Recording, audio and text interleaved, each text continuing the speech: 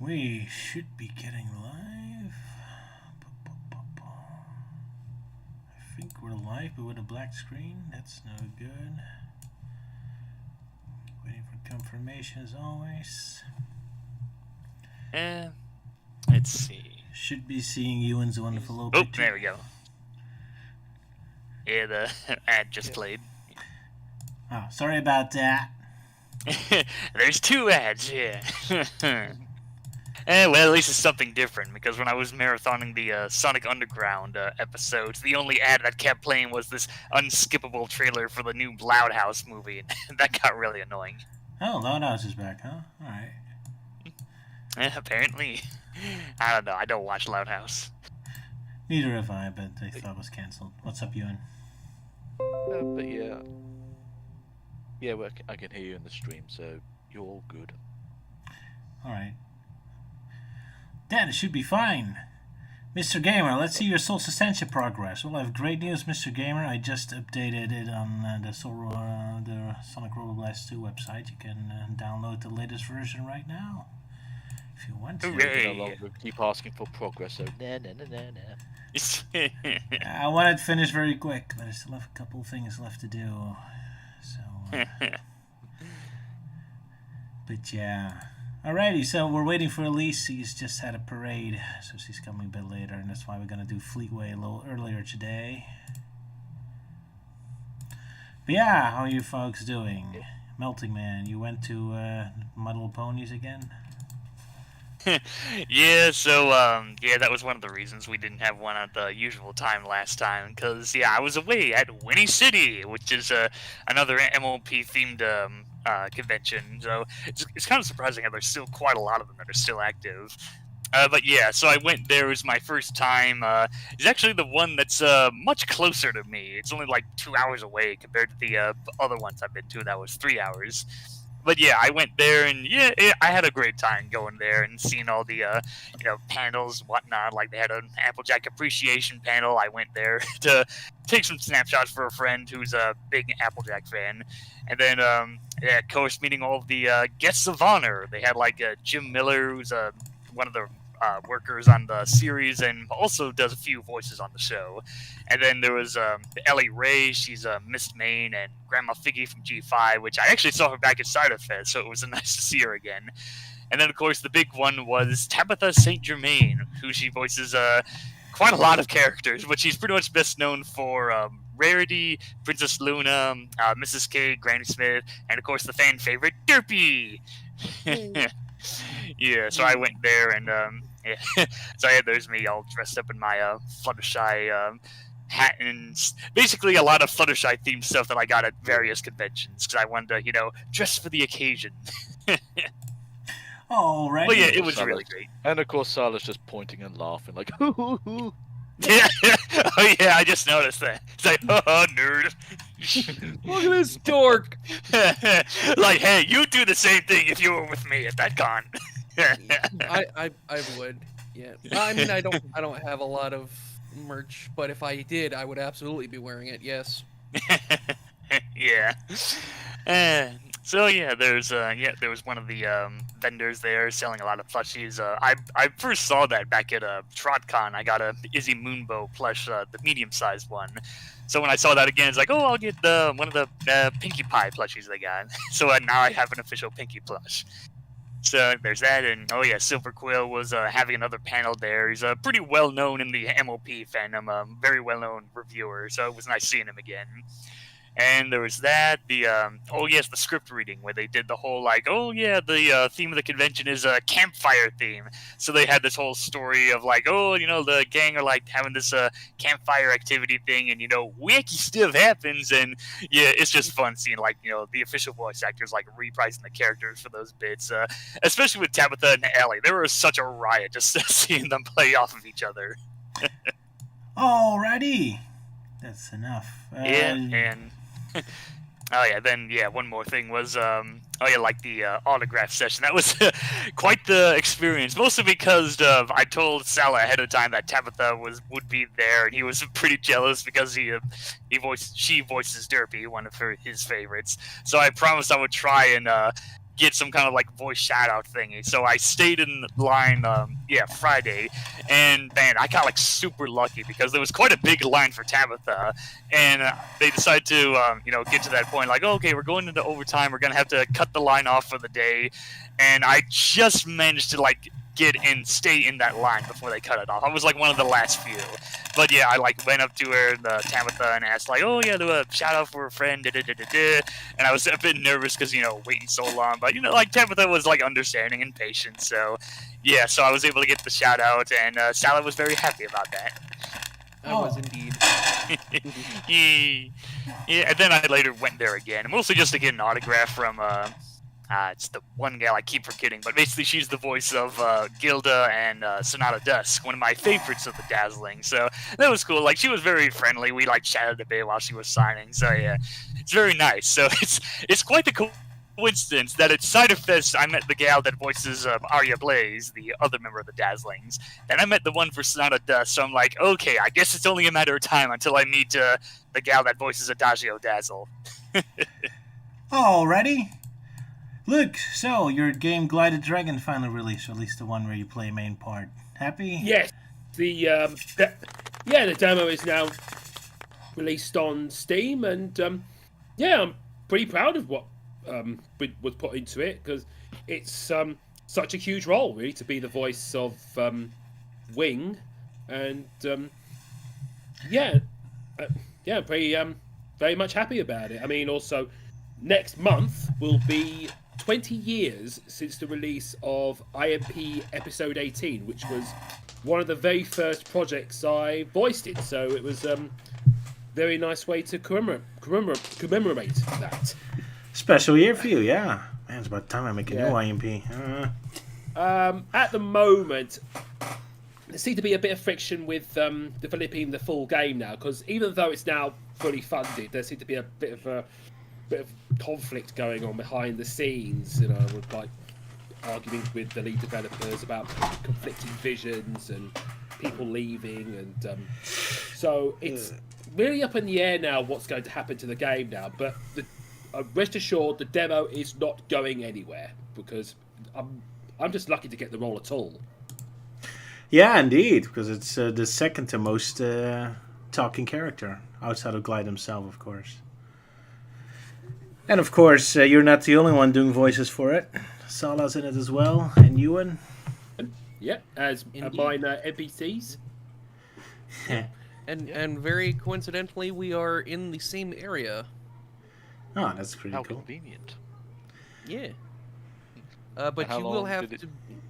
I was going to say, how long did it take for you to finally find our characters? It took me 6 hours. Whoa, that's a big demo. Yeah. It's a rather beefy demo. I still haven't even done everything.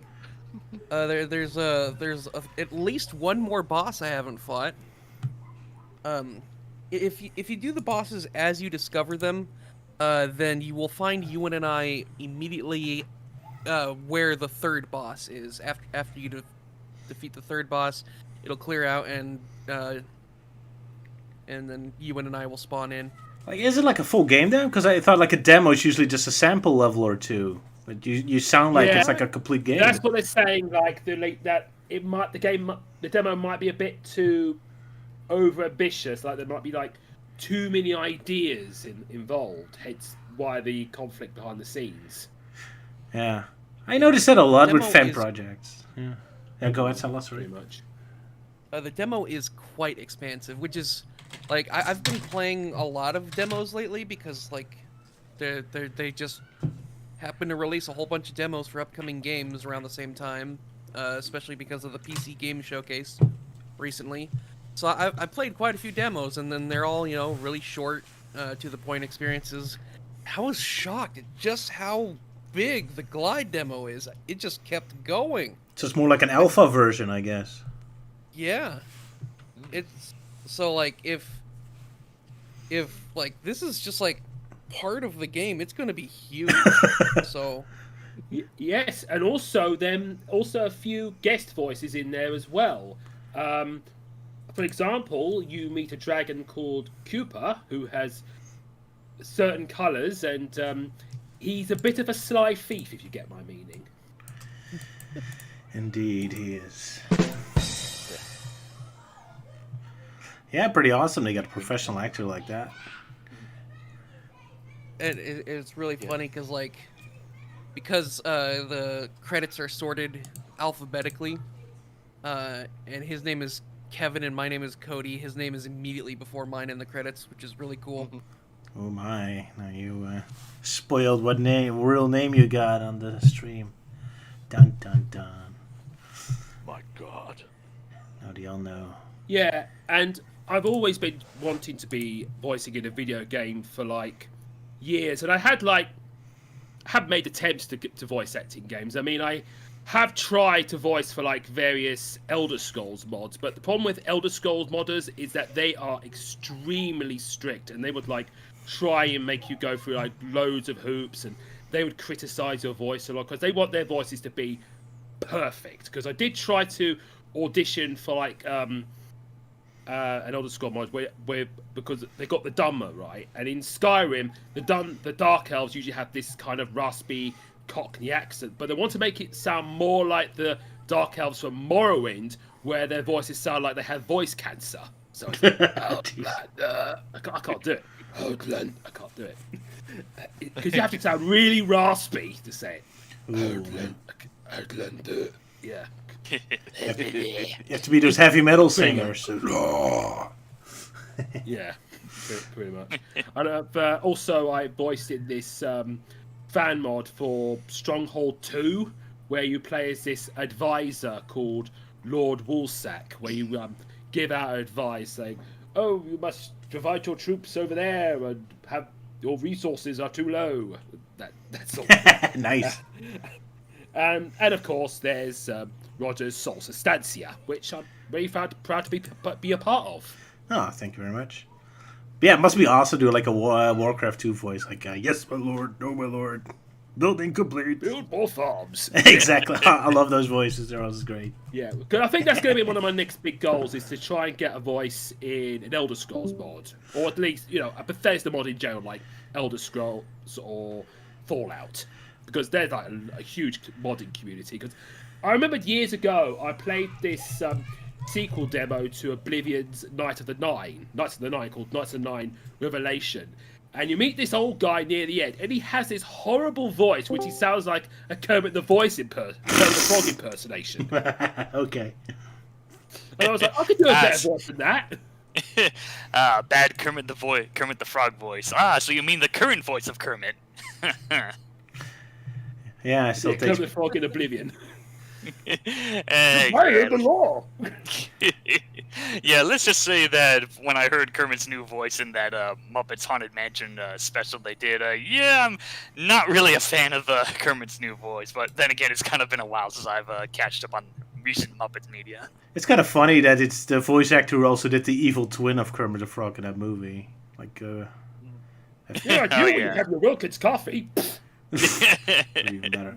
But hey, Strange things happen to people who don't drink Wilkins. I think Elise just returned. Yeah. She did, yes. Yep. You're too early. We're still wasting time until you get here. Go back to the parade. We had a whole laundry list of. That's okay. I'll probably just sit here for a bit. I need to catch my breath anyway. Fair enough. Fair enough. Because you ran all the way back. No, I walked, but it's really hot out. Oh yes, it's like Yeah. it's in the freaking 90s over here. I'm jealous. It's just cold and rainy here. I hate this year. What a terrible weather this year. Yeah, the thing is about the British, right? When it gets like really hot, like usually below 30 degrees, we'll just complain like, "Oh, it's really hot today, isn't it?" Don't you agree, Dylan? Oh, it's just a dry heat. Yeah. Oh, we all love complaining about the weather.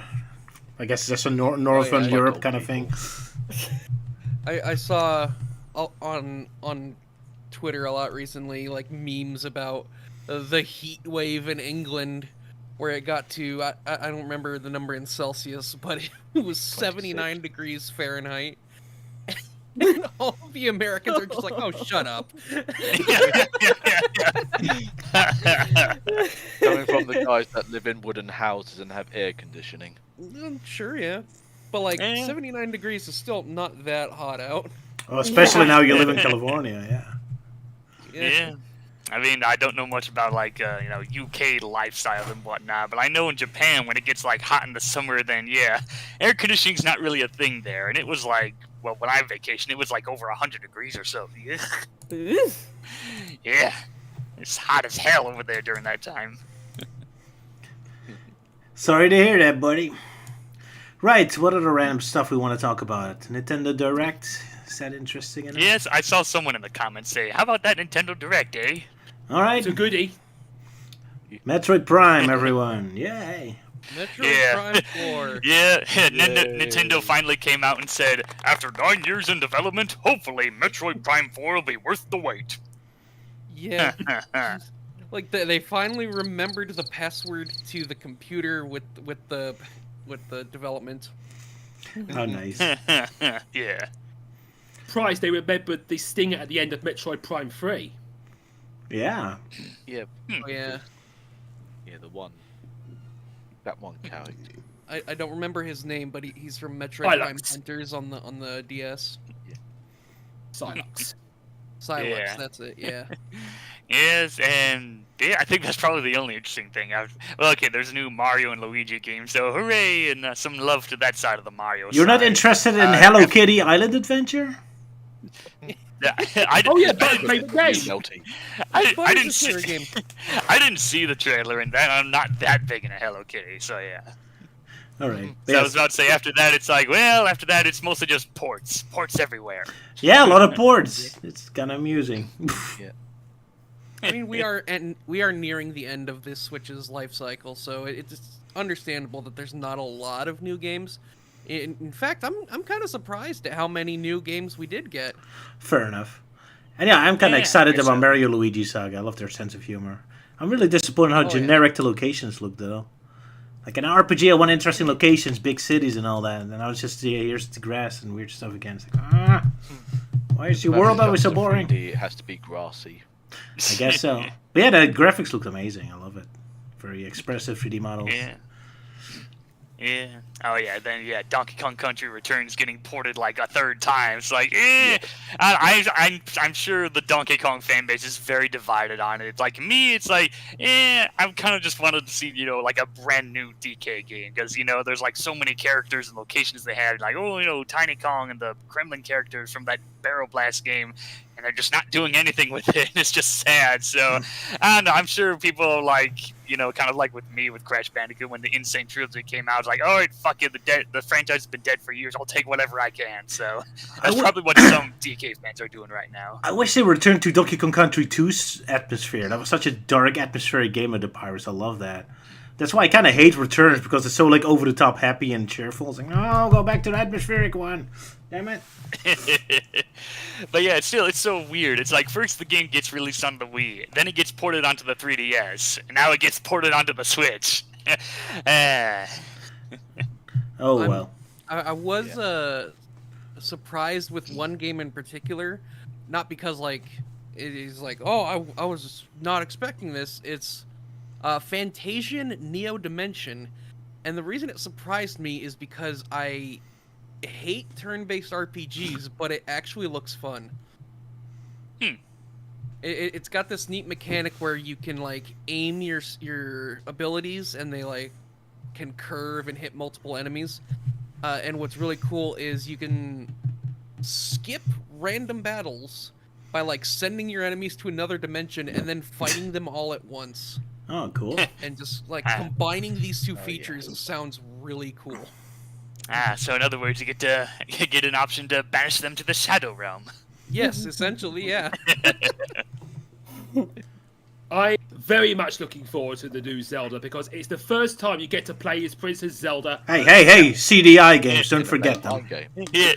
Yeah. There's like Oh, yeah, the PDI game for the third time, yeah, of course. Wand of Gamelon and Zelda's Adventure. Yeah. What about Hyper Warrior? Oh yeah, I Well, was. those are spin-offs. Poor Luke. But yeah, we get what you mean, the first proper Zelda game, yeah. Yeah. Yeah. First proper Zelda game. Yeah, and it's Speaking quite of- interesting. The ones aren't Yeah. official enough. Speaking of, yeah, they also added Link to the Past 4 Swords, to the Game Boy Advance emulator on the Nintendo Switch Online. So there's finally a convenient way to play that with people. How nice, yeah. Well, Bill and Ted are happy. That's good. Who wouldn't?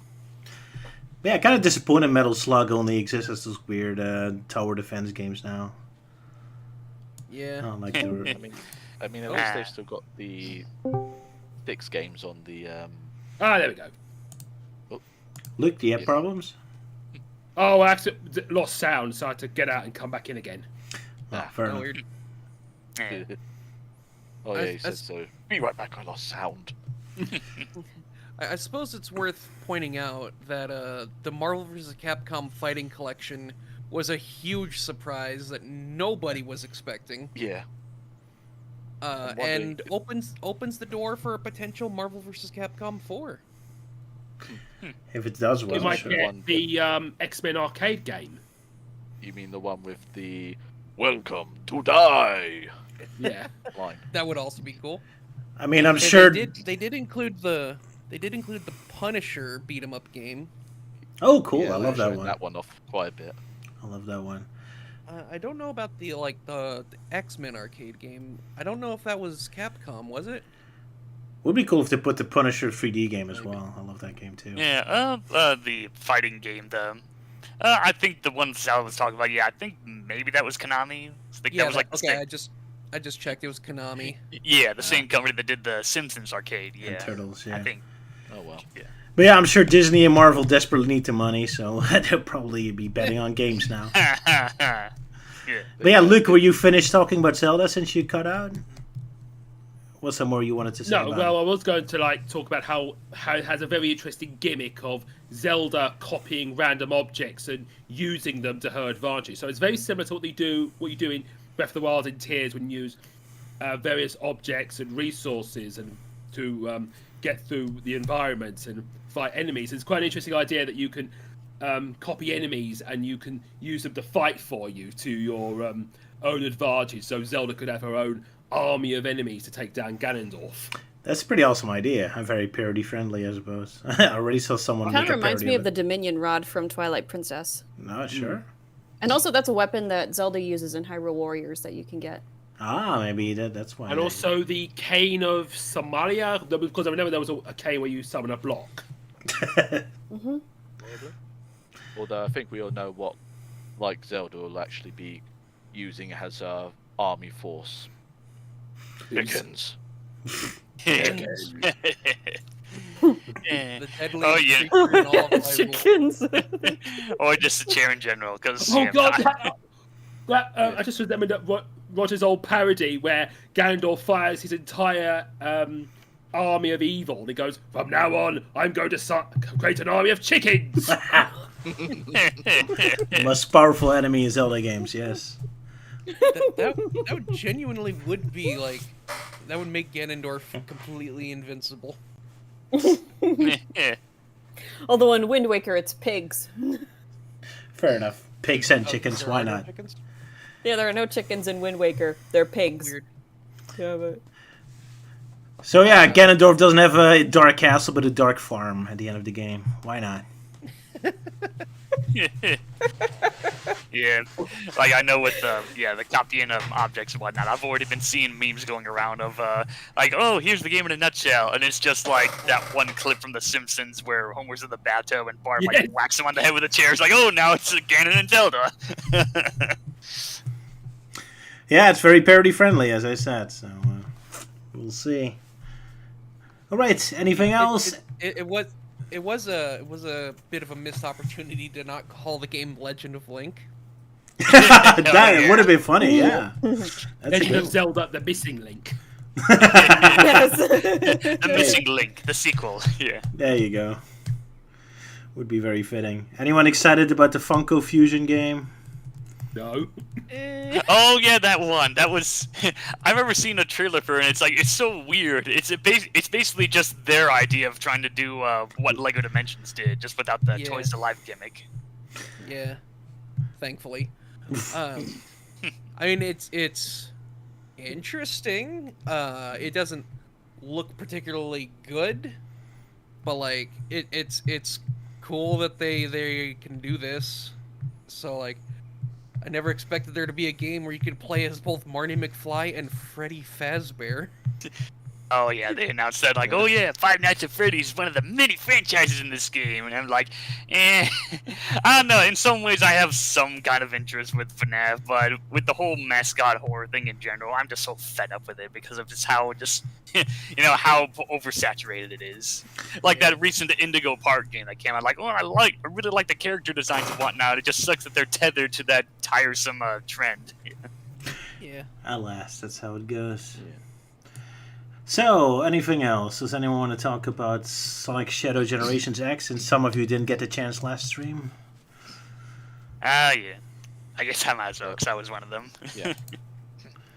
So, yeah, honestly, I don't have much to say for Sonic X Shadow Generations other than, it's just Sega trying to do what Nintendo did with the Switch port of Mario 3D World. It just added in that extra bonus, blah, blah, blah. Sure, the screenshots look interesting, but, considering the fact how we've been stuck with this flanderized shadow for over 10 years, I really have no hope for it. But, remember, boys and girls, the best way to handle these kind of hype and anticipation for upcoming Sonic games is by not having hype and anticipation for upcoming Sonic games. But that's just my cynicism. But yeah, I guess some of the locations did catch me by surprise. Like, oh, Rail Canyon from Sonic Heroes, nice. So yeah, there's that, and I'm sure it's gonna be like super short. I imagine it's gonna be like the same length as Shadow's story in Sonic Forces, where it's just 3 stages, a boss, which is the Bio-Lizard fight, and that's it. Well, there's a big open world area, so it's at least going to be bigger than that. Have you seen that open world section? Well, I don't know. I've been fucked over many times with how they tried to really hype up Sonic Forces, so I ain't falling for that again. Keeping expectations low, like bottom of the barrel low. Yeah. Fair enough. And as for like thoughts on the story for like plot prediction wise, I did this stupid doodle that kind of summarized my thoughts, where it just shows like Shadow and Black Doom, and Black Doom's going like, Shadow, like, you'll never escape your past. This time I will control you. And Shadow's just all like, shut up, bitch, go make me a sandwich. So yeah, that's my thoughts on the story. Well, we've seen a couple screenshots where Shadow showed surprisingly more depth, like he talks to Bio-Lizard and feels sorry for its fate and all that. So Yeah. they seem to be trying to do something at least, so that's good. But yeah, I don't have too much. Yeah. I'm hoping for good things, but managing my expectations. Fair enough. That's always a good idea. I'm kind of disappointed because Which worked out well. That worked out well for me with the Knuckles show, where I was expecting to barely see Knuckles. Yeah. Oh yeah. Was pleasantly surprised at how much there was. Yeah, I guess I kind of had low expectations for the Knuckles show, and I enjoyed it mostly because, movie Sonic's kind of its own thing. Hasn't really had, that much. It's still kind of in its infancy, It's only had 2 films, prequel comic for the second one, and that's it. So, hasn't been that much in depth, unlike in games where it's been going for 30 years, and they've been fucking around with the lore and the timeline and whatnot.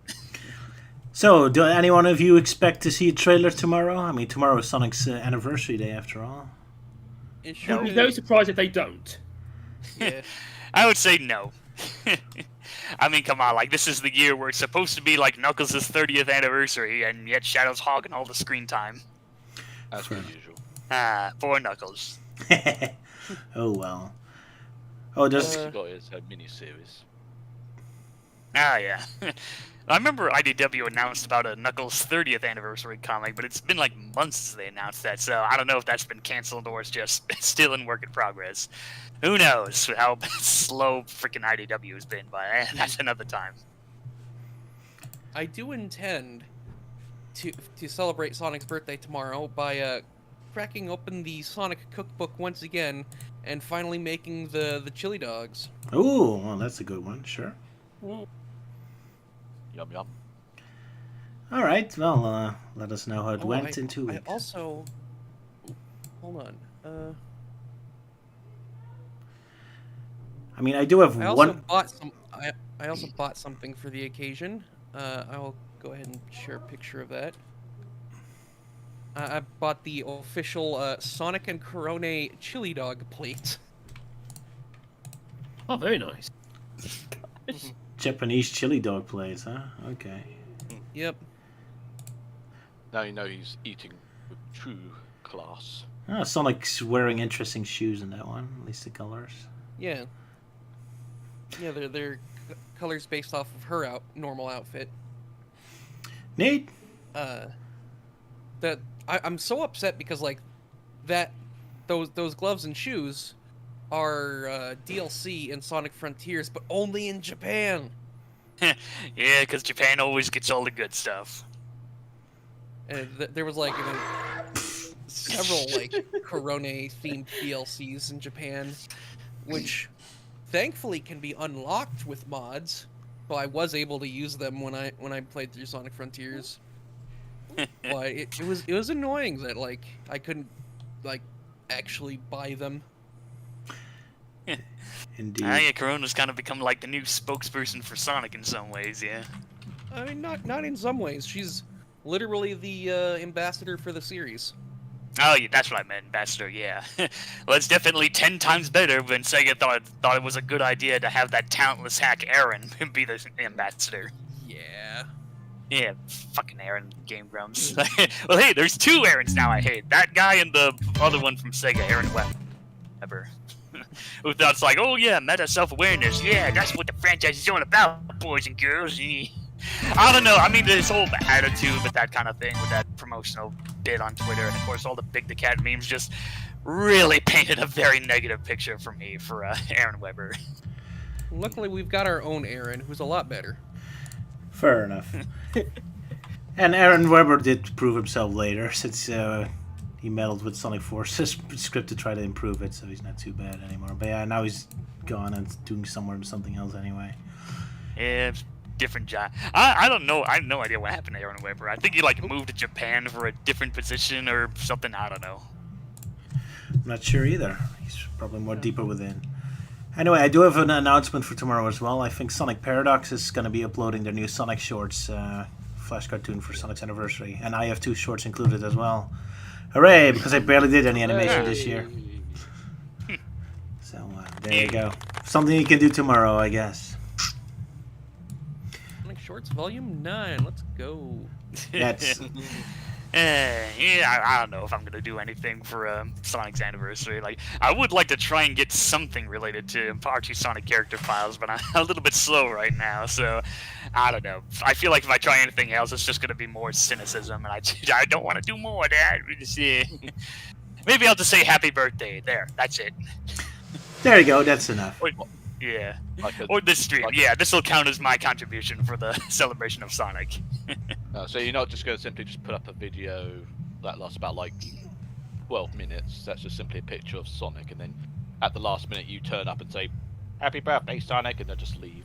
Bah humbug. Video just fades out with dramatic music playing of like, directed by Melting Man, produced by Melting Man, written by Melting Man, and so forth. Nah, I'm trying to stay away from that kind of cynicism and whatnot. It's already did a lot of damage with a toxic Toxicity. attitude. Yeah, that. Yeah, I already had my moment of going through like toxic attitude and blah blah blah. I thought you were going to say Toxic Crusader. Yeah. No, 2023 was just a very dark time for me with that really toxic attitude, like really taking over me and getting kicked out of Discord servers because of that and all that. Especially when I had that, especially with that one moment where I just completely snapped and it's like, okay, if anyone asks me about the Sonic games, I'm gonna block their asses. Meh. Although that was mostly just because of the fact that some guy was constantly pestering me about, oh, what are your thoughts about Sonic Frontiers? And I kept saying no, and even when I kindly asked him to stop, he wouldn't. So yeah, that just kind of left me bitter. Poor Melty. But yeah, let's do something more optimistic again. Remember, boys and girls, it's a terrible time when you're an Archie Sonic fan, because no one gives a fuck about the series. Indeed. Same with Star Wars. Oh boy. Star Wars is a whole other can of worms to get into. Poor Star Wars Unfortunately, fans. I'm more of a casual viewer, and not like a hardcore Star Wars fan, because those kind of people scare me. Depends how many there's left at this point. Yeah, sellers. Like, look at that Coco. That's Luke's beautiful artwork based on last stream. Yeah. My God, it's beautiful. I was inspired by Roger's the last live stream Roger did, where he drew Amy in a really weird way, holding a cocoa, and reminded me of that goofy animation called Short Message, where this guy standing outside this guy's toilet breaks in and sings about Roy Coy's cup of soup that turns into a sword. That was a sentence, I guess. A lot of British references there. Well, from what I understand, the animation, the ad itself is Dutch, I think, because he was singing. The commercial was Dutch. What is it with Dutch animation being so terrible? Just feel CDI, my cartoons. Oh boy. Bad example. Who knows? Maybe it's the same reason why adult animation is so cheaply made. For some reason, I can imagine a parody of that short message animation where Tails is on the toilet, then Sonic starts singing about a cup of soup to him, then it turns into Caliburn, and then he turns Tails' heads into his. What? Madness. Madness. And this is basically how everyone is interpreting what's in Luke's head at the moment. Pretty much. Yeah. It's summer madness, I tell you. She got that Coco. It just looks like she really does not want to be there. Nope. I think it was because I think it was inspired by those memes of like Kirby with a really serious face, or those Poochos from Excel Saga where they get hurt and they go like, "Ugh." Yeah. Oh, I shattered some bone. But yeah, obviously the Coco's not too happy that Sala's laughing at it. You laugh at me. Stupid Coco. Oh, you're stupid Coco. I will destroy you, Sala. Mark my words. It's like, he's dead. Good. That's what it looks like.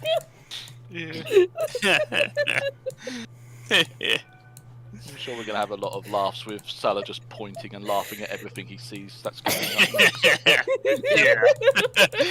Yes. How come you don't do any of us pointing and laughing, Roger? Well, Ewan is pointing like the freaking sense. Oh dear, now it's starting to kill Salah with its laser eyes.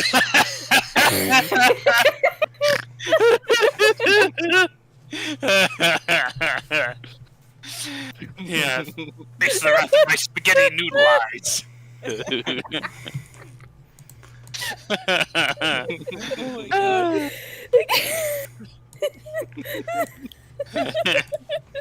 Yeah, Well, like I suppose that's why Amy's reacting like this. Like, what are you doing? Getting my revenge. Well, Face the wrath of my noodly goodness. Well, it really does look like he's shooting noodles out of his eyes. Oh my god.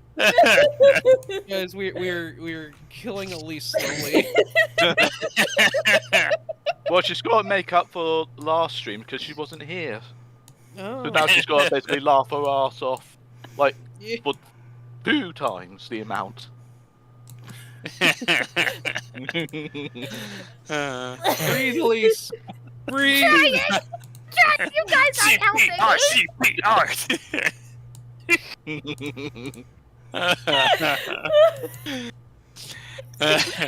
Yeah. Well, it wouldn't be a Dissected Alive without at least laughing her ass off, yeah. Indeed. Although I'm imagining with Roger, like, doing all the drawings, I'm just imagining him just drawing it at least on the floor, laughing her ass off. Whilst we're all just pointing. So, hey, there's an idea for the next stream. Go on, at least laughing her ass off, yeah. Stop it. Yeah. Well, like laughing my head off. We haven't even begun yet. Almost dead. The plane's falling apart. Glass of water. Yeah, he's a happy fellow. Ow. I'm okay. You don't sound okay. She'll be okay. I'll be fine. About 2 days after the stream. Yeah. Like, yeah, we do the next stream like 2 weeks later, and she's still laughing. Woo. Okay. All I right. think I can get it together. And all the while her family's wondering what the hell she's laughing at now. Yeah, it makes you wonder. Yeah. Bobby's laughing so much he starts flying like a Mary Poppins. Love to laugh. Yeah. At least going. If only she doesn't die like the weasels in Roger Rabbit. Oh no! I'm next. Oh no! Okay.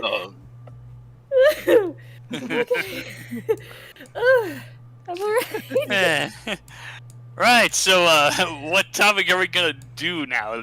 Now that Elise is here. I think it's about time we go to Sonic Underground, yes. I suppose so. Yeah. So much for the original plan, but right. Okay. Oh well, at least after when Roger's finished drawing Elise at the moment. Yeah. Yeah, so anyone else something to say? At least did you have your first time at your new job yet?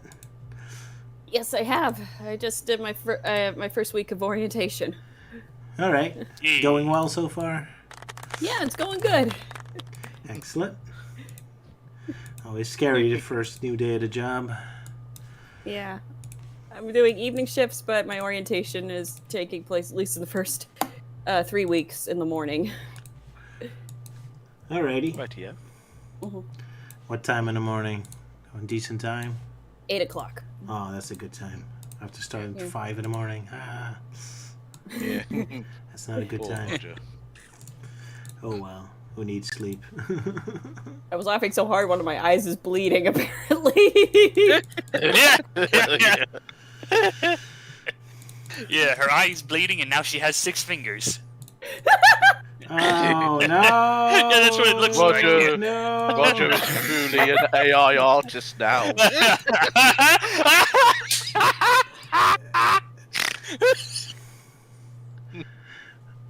Yeah, my oh no, my animation's gonna look like those terrible AI commercials now, where they all morph weirdly. Oh god. Oh no! Yeah, sorry, I'm not bringing my A game. Not that my A game is that good anyway.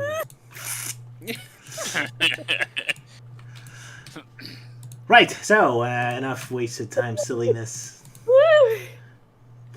There we go. All Now right. everyone to that side of the screen is laughing their asses off. Right, Sonic Underground. Oh boy. Sonic Underground.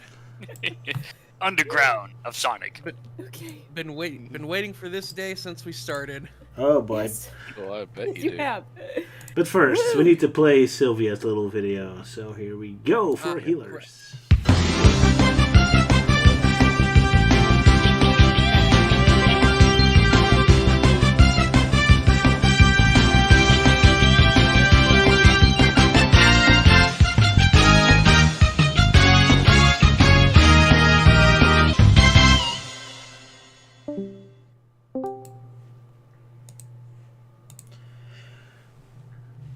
Alrighty. So, Sala, you prepared yourself a script for us.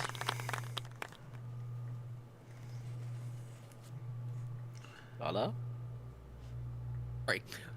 Yes, I do have the synopsis right here. The episode begins with a shot of Robotnik's headquarters as Alina talks for almost 10 seconds and manages to give us no new information. Yay! The Sonic Underground have created a decoy janitor bot with Manic piloting it and Sonic and Sonia hiding within the dumpster. They are stopped by a SWAT bot who informs him that he passed by a Sala. garbage can. What? What? What? What? Sorry. Sorry, you guys cut out for a moment. I'm sorry. Okay. Ah, Anyways, the Sonic Underground have created a decoy janitor bot with Manic piloting it and Sonic and Sonia hiding within the dumpster. They are stopped by a SWAT bot who informs Manic that he passed by a garbage can, forcing him to dump the trash on his siblings to keep up the ruse. Sonic takes it incredibly personally, though, and swears revenge. Manic brings them to a locked door where Manic types in a deactivation code that they got from Cyrus. It works, and the door opens, leading them into a hangar, where the now filth-covered Sonic and Sonia casually emerge from their hiding spot in spite of Manic's sense of urgency. Sonia complains about the idea of hiding in the garbage, only for Sonic to point out that it was her idea. They pull out some devices and swap them with ones nearby, diverting Robotnik's supply chain to instead bring food to the Resistance before diving back into the garbage and moving on to the next one. But enough about that, on to the actually important character, Bartleby! He has received a holographic cube in the mail and puts it in a viewing device, expecting an invitation to a fancy party, but instead finding an invitation from a scientist claiming to have invented a de-roboticizer, which amazes Bartleby. Meanwhile, Robotnik has gotten his hands on one of these cubes as well, thanks to Sleet and Dingo, and initially declares de-roboticization impossible, but decides to investigate further out of curiosity, and sends the two lackeys to the demonstration. He also notices security footage of a janitor bot in the cargo hangar, noting that this shouldn't happen and sending Sleet to also investigate. Sleet takes Dingo and confronts the decoy, with Manic quickly rolling the dumpster away before grabbing Sleet and dancing with him, much to Dingo's amusement. Sonic and Sonia inexplicably clean all of a sudden are about to crawl through a vent when Sonia spots the roboticized Lady Windermere. Remember her from episode 1? No sign of Uncle Chuck or Farrell, though. Sonia begins crying as she watches the mindless cyborg carrying a tray of tea, presumably to Robotnik. Sonic does the worst job comforting her by just reiterating that she's one of them and that you can't help her. Back in the hangar, Manic tricks Dingo into dancing with Sleet while he makes a very elegant escape, and setting the janitor bot back to work.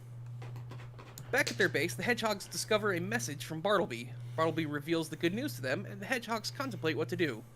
Sonia mentions saving Lady Windermere, and there's once again no mention of Uncle Chuck or Farrell. Sonic is skeptical of the de-roboticizer, and the three agree to attend the demonstration.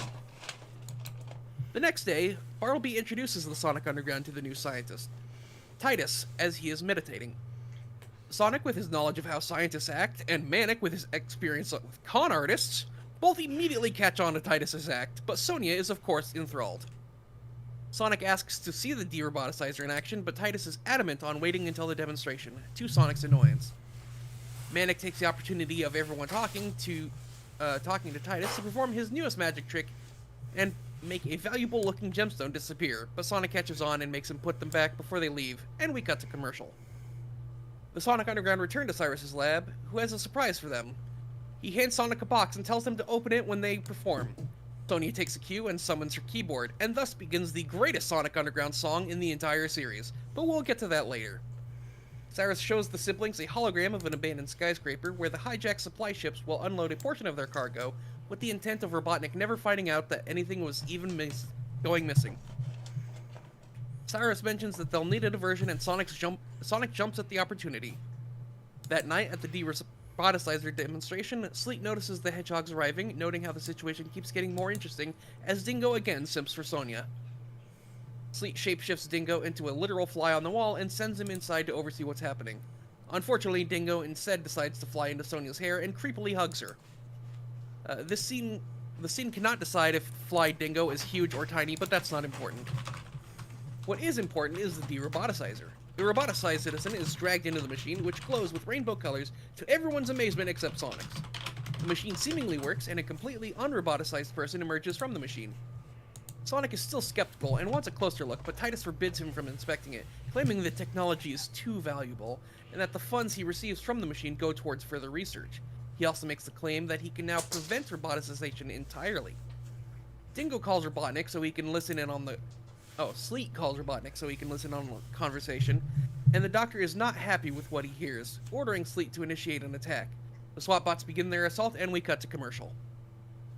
During the attack, Manic and Sonia rescue Titus and Bartleby as Sonic completely obliterates the SWAT bot fleet single-handedly, even destroying the dropship with a single shot. Robotnik is naturally furious that Titus and the Hedgehogs escaped almost immediately, but Sleep points out that Dingo is still with them, meaning they can still track them. As they escape into a nearby warehouse, Sonic is still skeptical about Titus, but Manic points out that Sonia has completely bought it. Sonic decides it's best to leave her in the dark for now, for some reason. Sonic offers to take Bartleby home, much to the aristocrats' dismay and horror. Unfortunately, Sonic's plan to not let Sonia in on their doubts immediately backfires, and Sonic asks Titus to make her immune to roboticization. Manic tries desperately to talk her out of it, but she is determined to save Lady Windermere and no one else. Immediately after Sonia leaves to get the money, Titus reveals that he was a con artist all along. What a surprise. He begins tampering with the machine to make it produce different colored lights when the Dingo Fly begins buzzing around him. Right as he's about to swat it, Dingo transforms back, with Sleet entering the scene as well. We cut to a brief scene of Sonic getting intel from a shady-looking alien dude before cutting to Robotnik's throne room, where Titus is chained to a wall. Robotnik seems angry that he was deceived, but actually tells Titus he has nothing to apologize for, as he converts Titus's fake de-roboticizer into a real, regular roboticizer. Sonic tracks down the shill that assisted Titus in his demonstration and forces him to reveal the scam. As they're talking, the shill conveniently receives a call from Titus, who explains that he's going to roboticize one of the Hedgehogs, angering Sonic further. Back at the base, Manic asks one last time if Sonia is sure about this, to which she confirms and immediately heads out, just as Cyrus tries to contact them. They meet up with Titus as Robotnik spies on them from afar. Sonia unknowingly steps right into the active roboticizer, with Manic simply watching in terror. Titus picks the weirdest time to grow a conscience and pushes Sonia out of the machine, sacrificing himself to save her. Sonic and Sonia team up to make a massive tornado as Manic creates a giant earthquake to take out the SWAT bot dropships before they can land.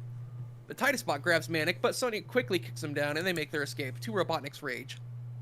The next morning, Sonia apologizes to her brothers for going overboard, but Manic assures her that it happens to everyone and that it's Sonic's default state. Sonic is about to retort when Cyrus finally gets a hold of them and thank them for their incredible diversion, finally reminding the Sonic Underground that they did indeed agree to create a diversion so the cargo ships could drop off their supplies. The siblings share a laugh, and we roll credits. Alright, applause. That was a weird episode, yeah. I'm kind of surprised how Titus gets absolutely no credit for his sacrifice. Nobody cares about him. Yeah. He sacrificed himself and nobody... Well, yeah, well, that's what happens when he's named after a company known for helping out creating Superman 64. Yeah. I also do find him a bit strange looking, because he kind of looks a bit like the 8th Doctor or the singer Gotye, who did Somebody I Used to Know. It's almost kind of human-esque. And also there was a shot where he did where he kind of resembles Edvard Munch's The Scream. There's a very funny scream. This guy always weirded me out, and I feel like it's probably just because of how the way his eyes are designed, because that weird shape around the eyeballs and whatnot. It almost kind of looks like his eyes are infected, like they're all puffy and all that. Yeah, and a creepy voice as well. Yep. Oh yeah, trying to do like a hippie kind of voice, yeah. Why, hello, my friend. Like Yeah, that, maybe. His way of speaking definitely does sound familiar.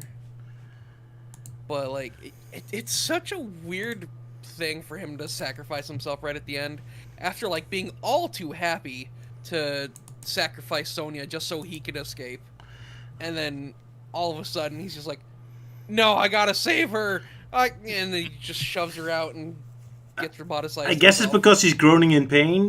That's was like a new element to him. But I'm kind of surprised why Sony even stepped into the thing anyway. I mean, it's a demonstration of a de-roboticizer, but what's the point of stepping into it if you're not a robot anyway? And what's she's expecting it to do?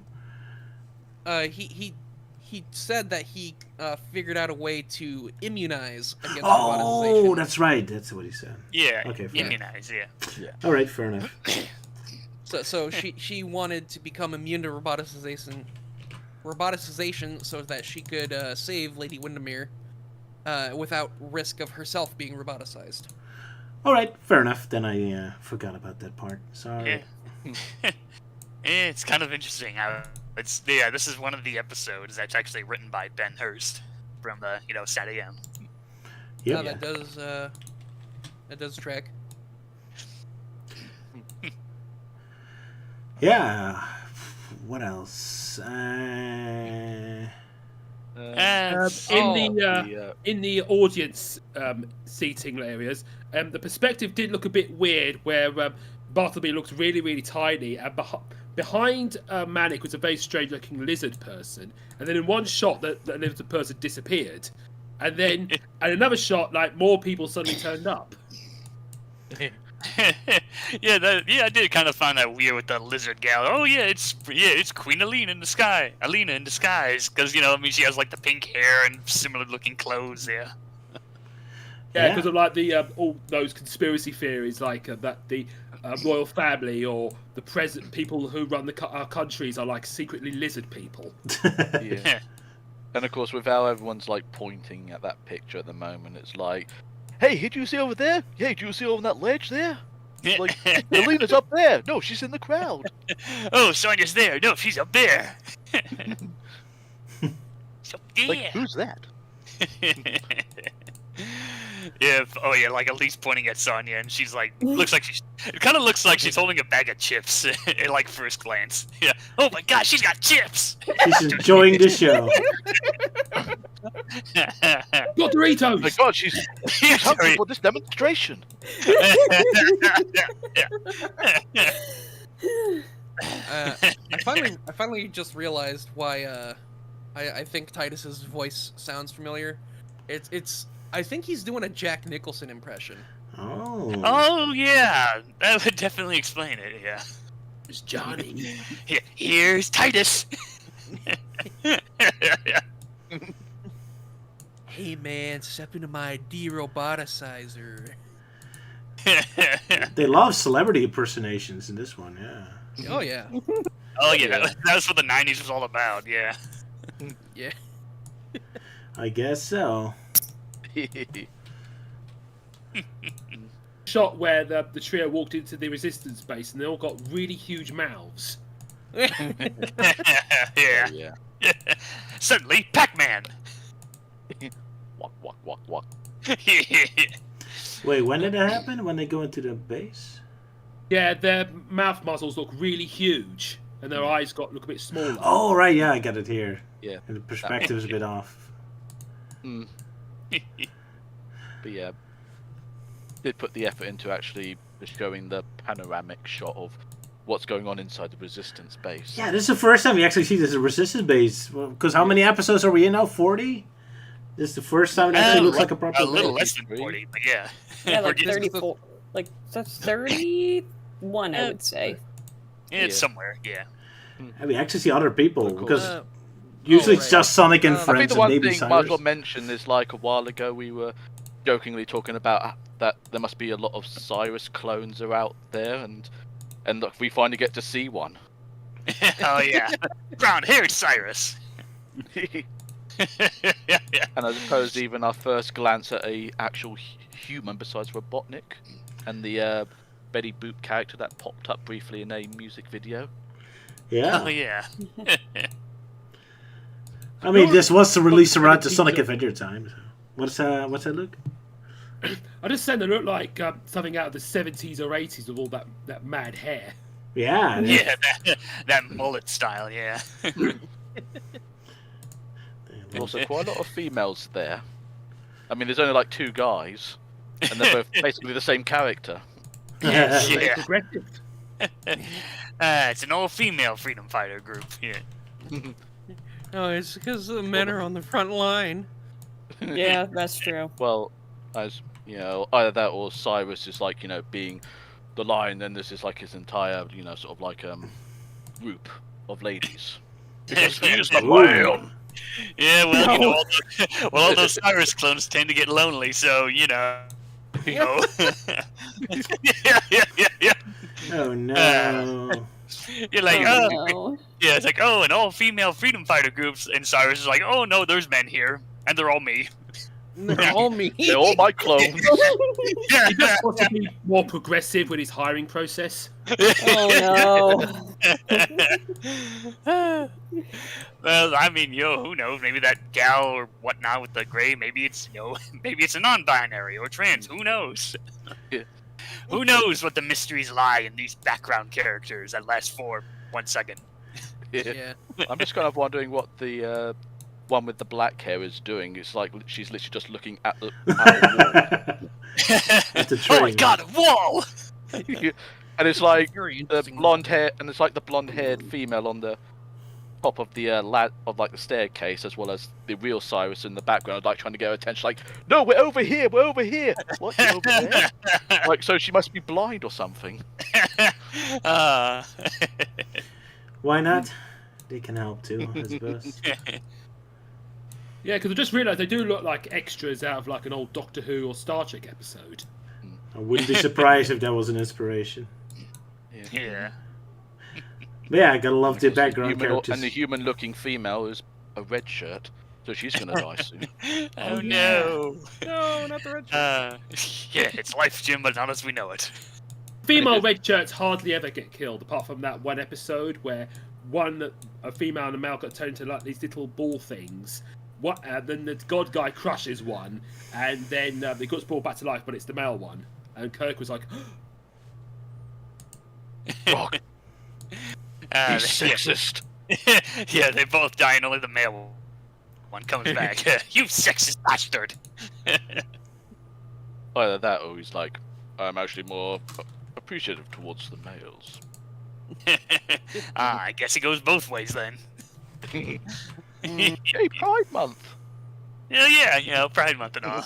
To that we salute all of our, I can't be bothered to say the title, all of our people and their prides and stuff.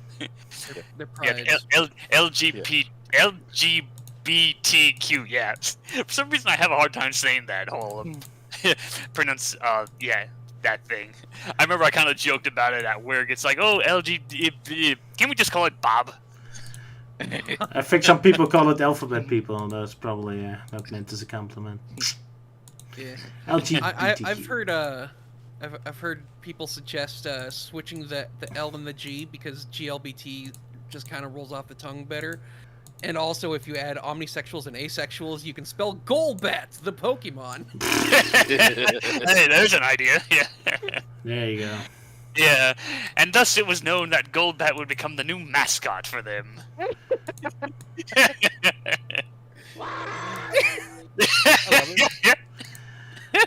We'll ask Addie for her opinion on that. well, back on topic. I like the design of the weird yellow guy, because I can imagine when he got de-roboticized, he would be like, "Wait, I didn't look like this before." Why do I look like Jimmy Neutron with my giant head? No, I was an adorable bunny rabbit. What did you do to me? They took my fucking ears. My head is a goddamn peanut. Yeah, it does look like a peanut. I'm allergic to peanuts. Well, he's dead. How bleak of you.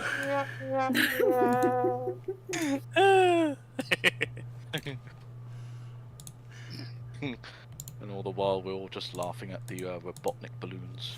Yeah. Oh, we have to talk about those. It never gets used ever. We're talking about the robotic balloons. Yeah, we'll have to save that for the music video talk, yeah. Yeah.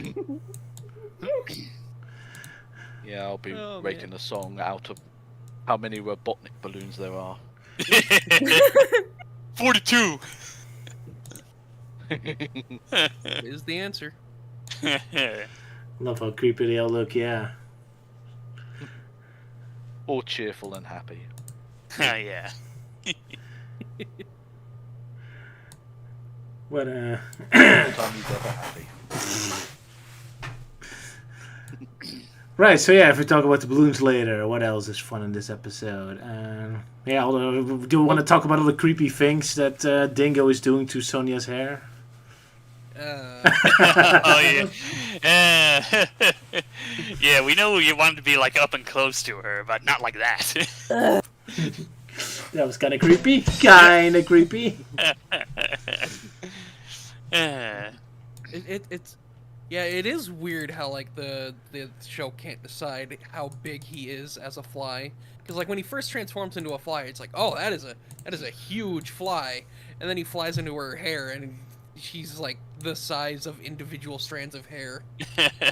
Maybe the hair Like a shrank him flea. down. Or maybe Sonya just has really huge strands of hair. Yeah, I mean, Maybe, it's pretty big. quills. For quills. Yeah. Well, I mean, her quills are on the backside, but yeah. I mean, maybe those are also quills on the front. Yeah, maybe, yeah. A mystery. And Manic just has really, really thin ones. Yeah.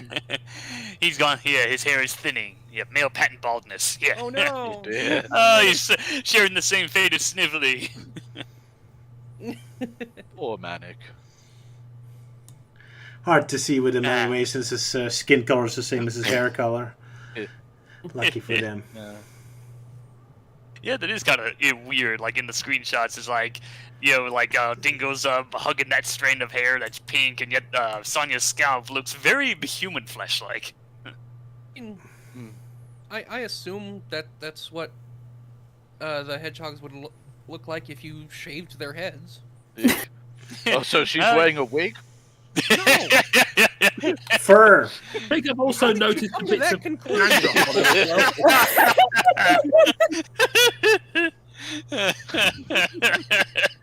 That is absolutely not what I said. Oh well, at least they got a good reaction. Yeah.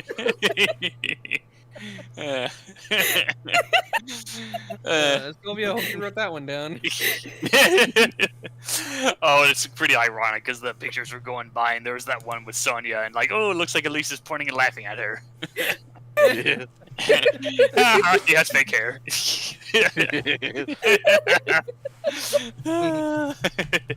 And all I'm the while, sorry. was not I amused. just did not expect to have that image in my head. Oh no, my weave!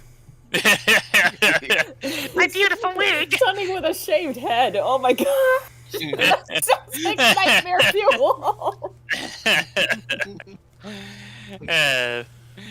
Oh man, I'm just thinking of that one episode from MOP when Rarity got that shampoo but accidentally mixed up with like hair removal. Oh right. Yeah. And she has that same reaction with Sonya going bawling out. Ah!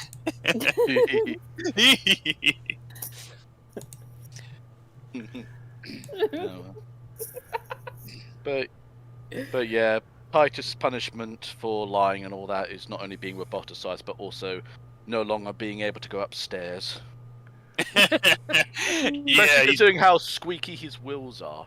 yeah. It clearly shows like how badly punished he was for lying. It's like, not only can you no longer climb upstairs, but your wheels are also going to squeak.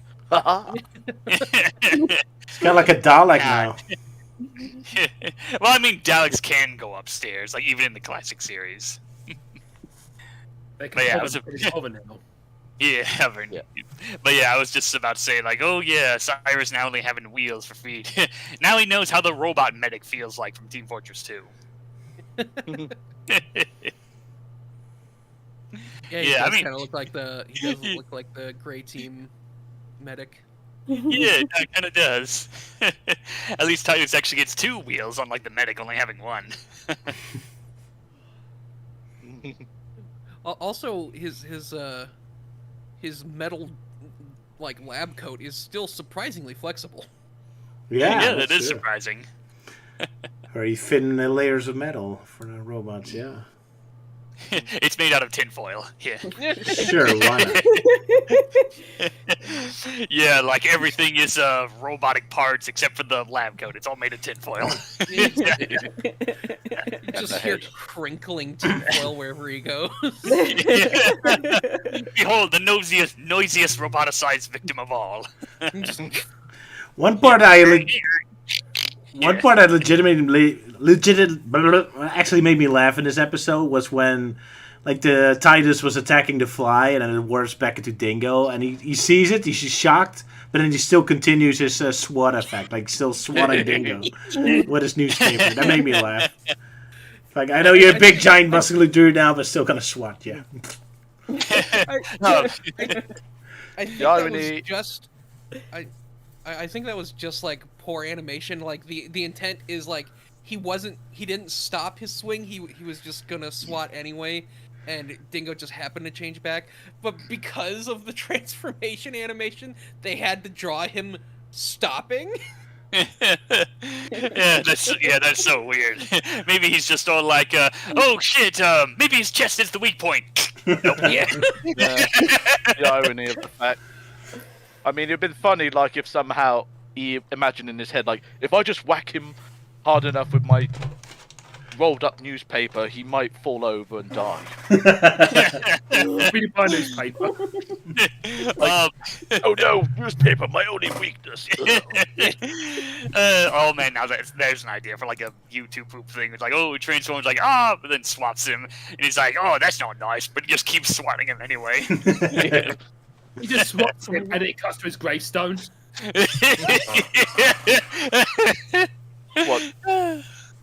What, Dingo's gravestone or Titus's? Dingoes. Yeah. So basically, Titus is still just whacking Dingo's grave at this point. It's like, stay dead! No, he hits him with the newspaper and it cuts to Dingo's grave. Yeah. With a dramatic dong. Yeah. That moment. Dong. And Titus is still whacking it. Yeah, he's still like, yeah, die, bitch. But I'm already dead. Not dead enough. I'm not dead yet. Yeah, you don't ever see that in the zombie apocalypse, a rolled up newspaper.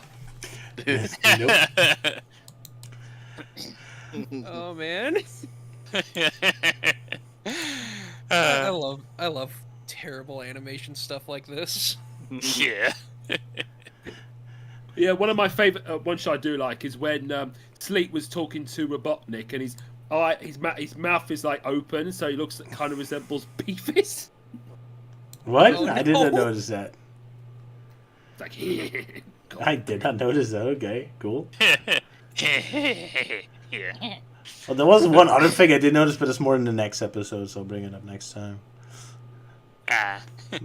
But that they always go back to a default smiling face expression. I love that. But yeah, talk about the legit, like the animation can also be legitimately funny, like when they're dancing, but the janitor robot and all.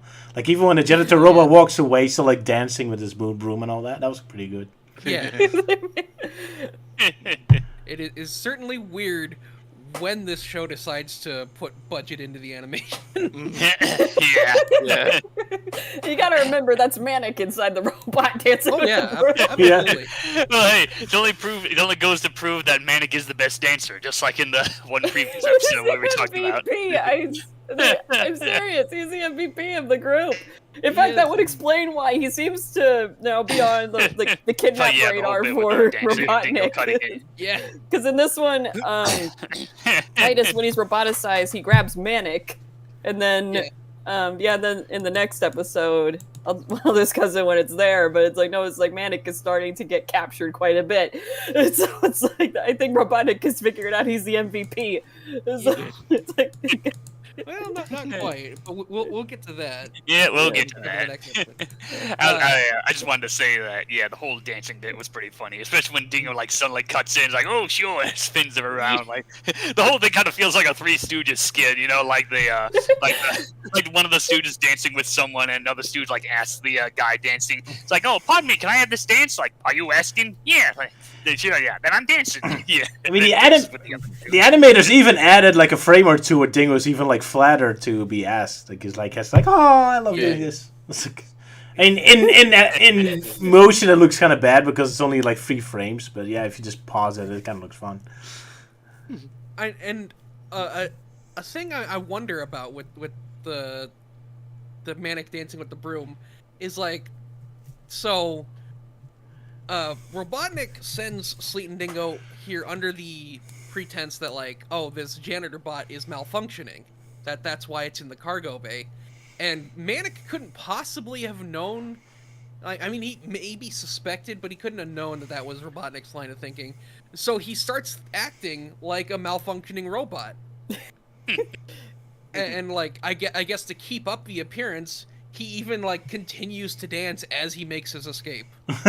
So if that was intentional, that just goes to prove Manic is really smart. Apparently, yeah.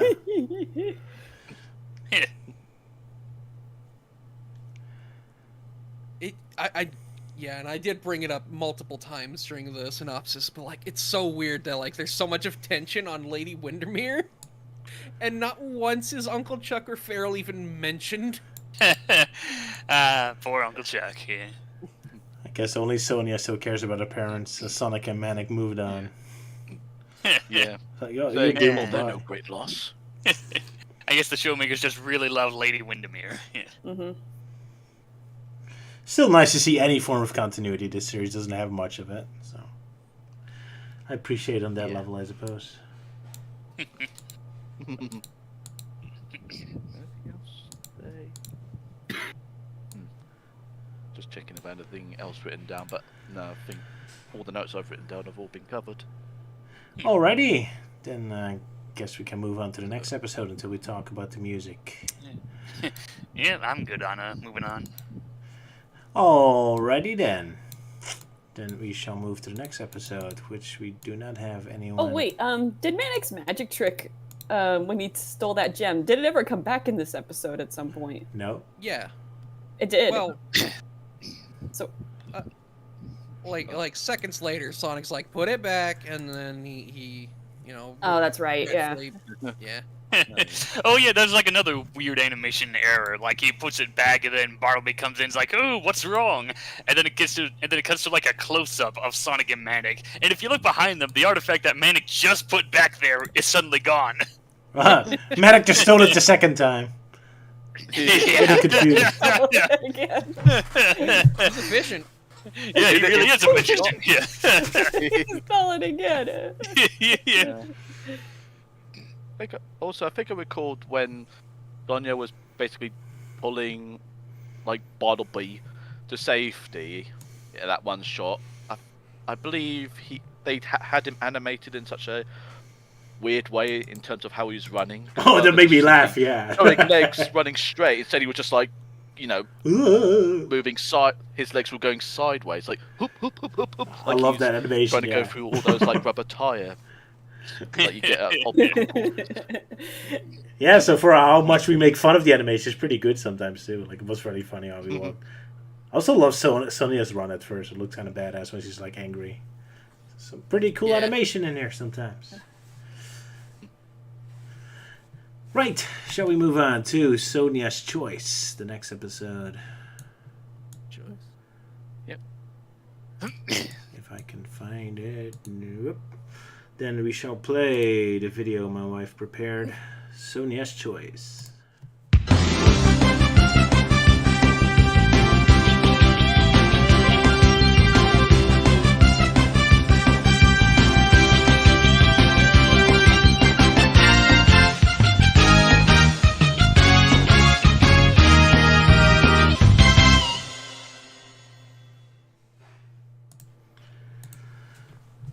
Sonic goes to Paris. Sonic, the French artiste.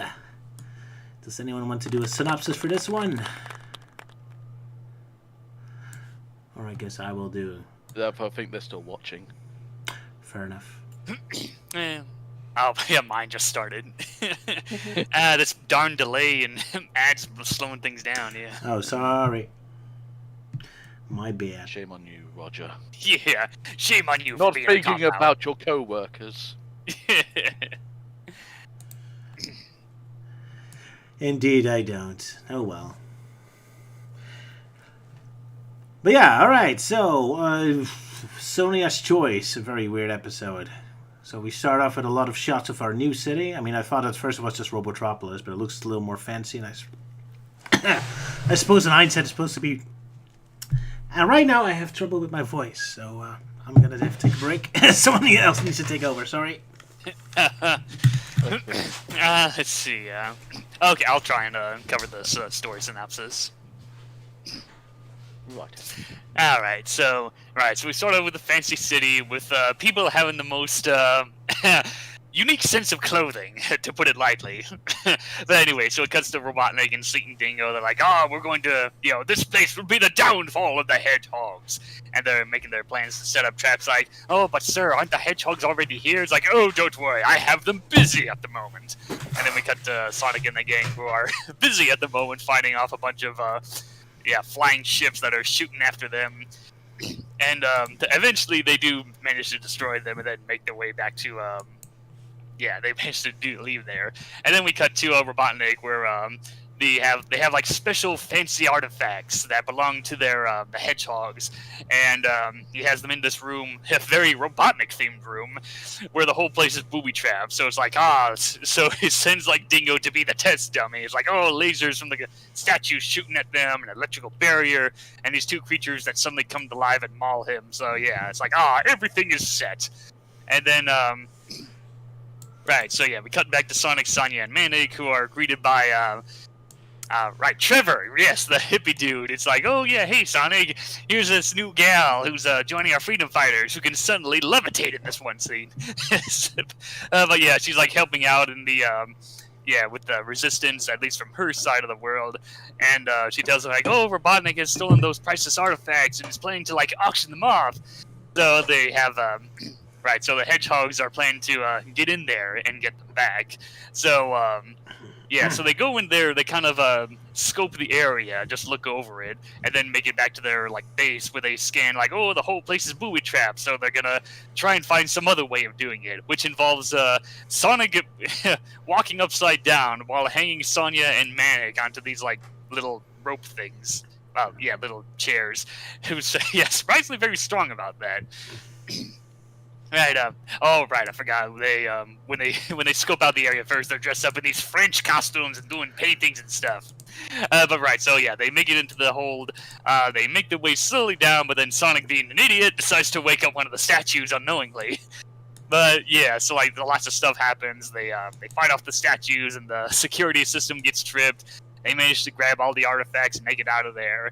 And Robotnik you'd think would be pissed that everything went kaput, but nope, he's actually pretty glad, because apparently the whole thing was kind of a diversion, where now apparently the hedgehog's feet are now covered in like this mega muck substance, so now they can easily track them wherever they go.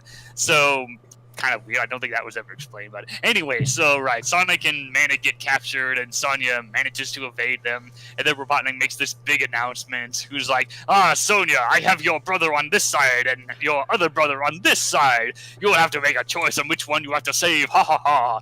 And Sonic's like, "Oh no, what do I do?" And she's like, "I know, I'll break out into song." But when she realizes that doesn't work, it's like, okay, I guess I'll ask for help. So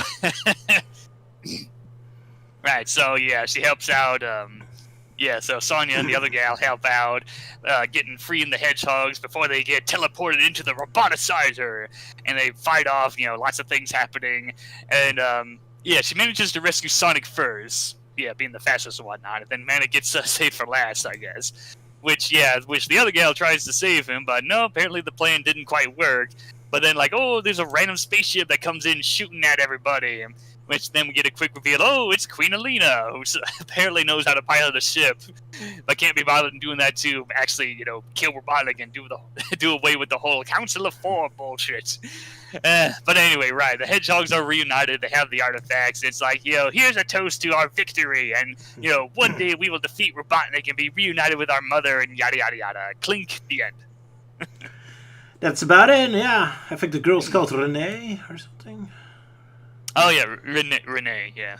Something French name, because Was she a new one? I thought she was also from a previous episode. No, she's definitely new. Oh, alrighty, fair enough. It's Trevor, that's the reoccurring one. Yeah. Who only has a cameo in this episode. And Trevor and Cyrus are like one of the few reoccurring characters on the show. Yeah, especially included in the thumbnail.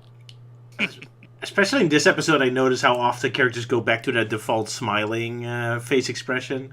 There's so many moments where something dramatic happens and they have this big smile on their face. like Sonia and Renee hear about Sonic and Manic being captured, as immediately has a big smile in the background. Like, yay! Yeah. Oh boy, a hostage situation. It's this weird quirk of this animations of this show, yeah. But yeah, first of all, I have to talk about that museum. I love it. All these pictures of Robotnik. Yeah. I love it. Yeah, especially that one frame where it just shows him like yelling. Yeah. Yeah. A thing of beauty. Yeah, the museum is just a giant head. That too. Got almost snake eyes. But yeah, who doesn't want to have a giant painting of themselves yelling in anger? Yeah. My beautiful head. Yeah. Of course, apparently Elisa's laughing at that very worn-out sort of Dr. Robotnik suit in the cabinet. It's like, that's so skinny. Before he gained all his weight. Yeah. It makes me think of like the display cases for Batman suits inside the Batcave, where he just has them hanging out there. Suppose the if, evil so Dr. that's his Cave. Eggman suit. Yeah. There you go. I suppose if the yelling Robotnik had sound, it would go like this.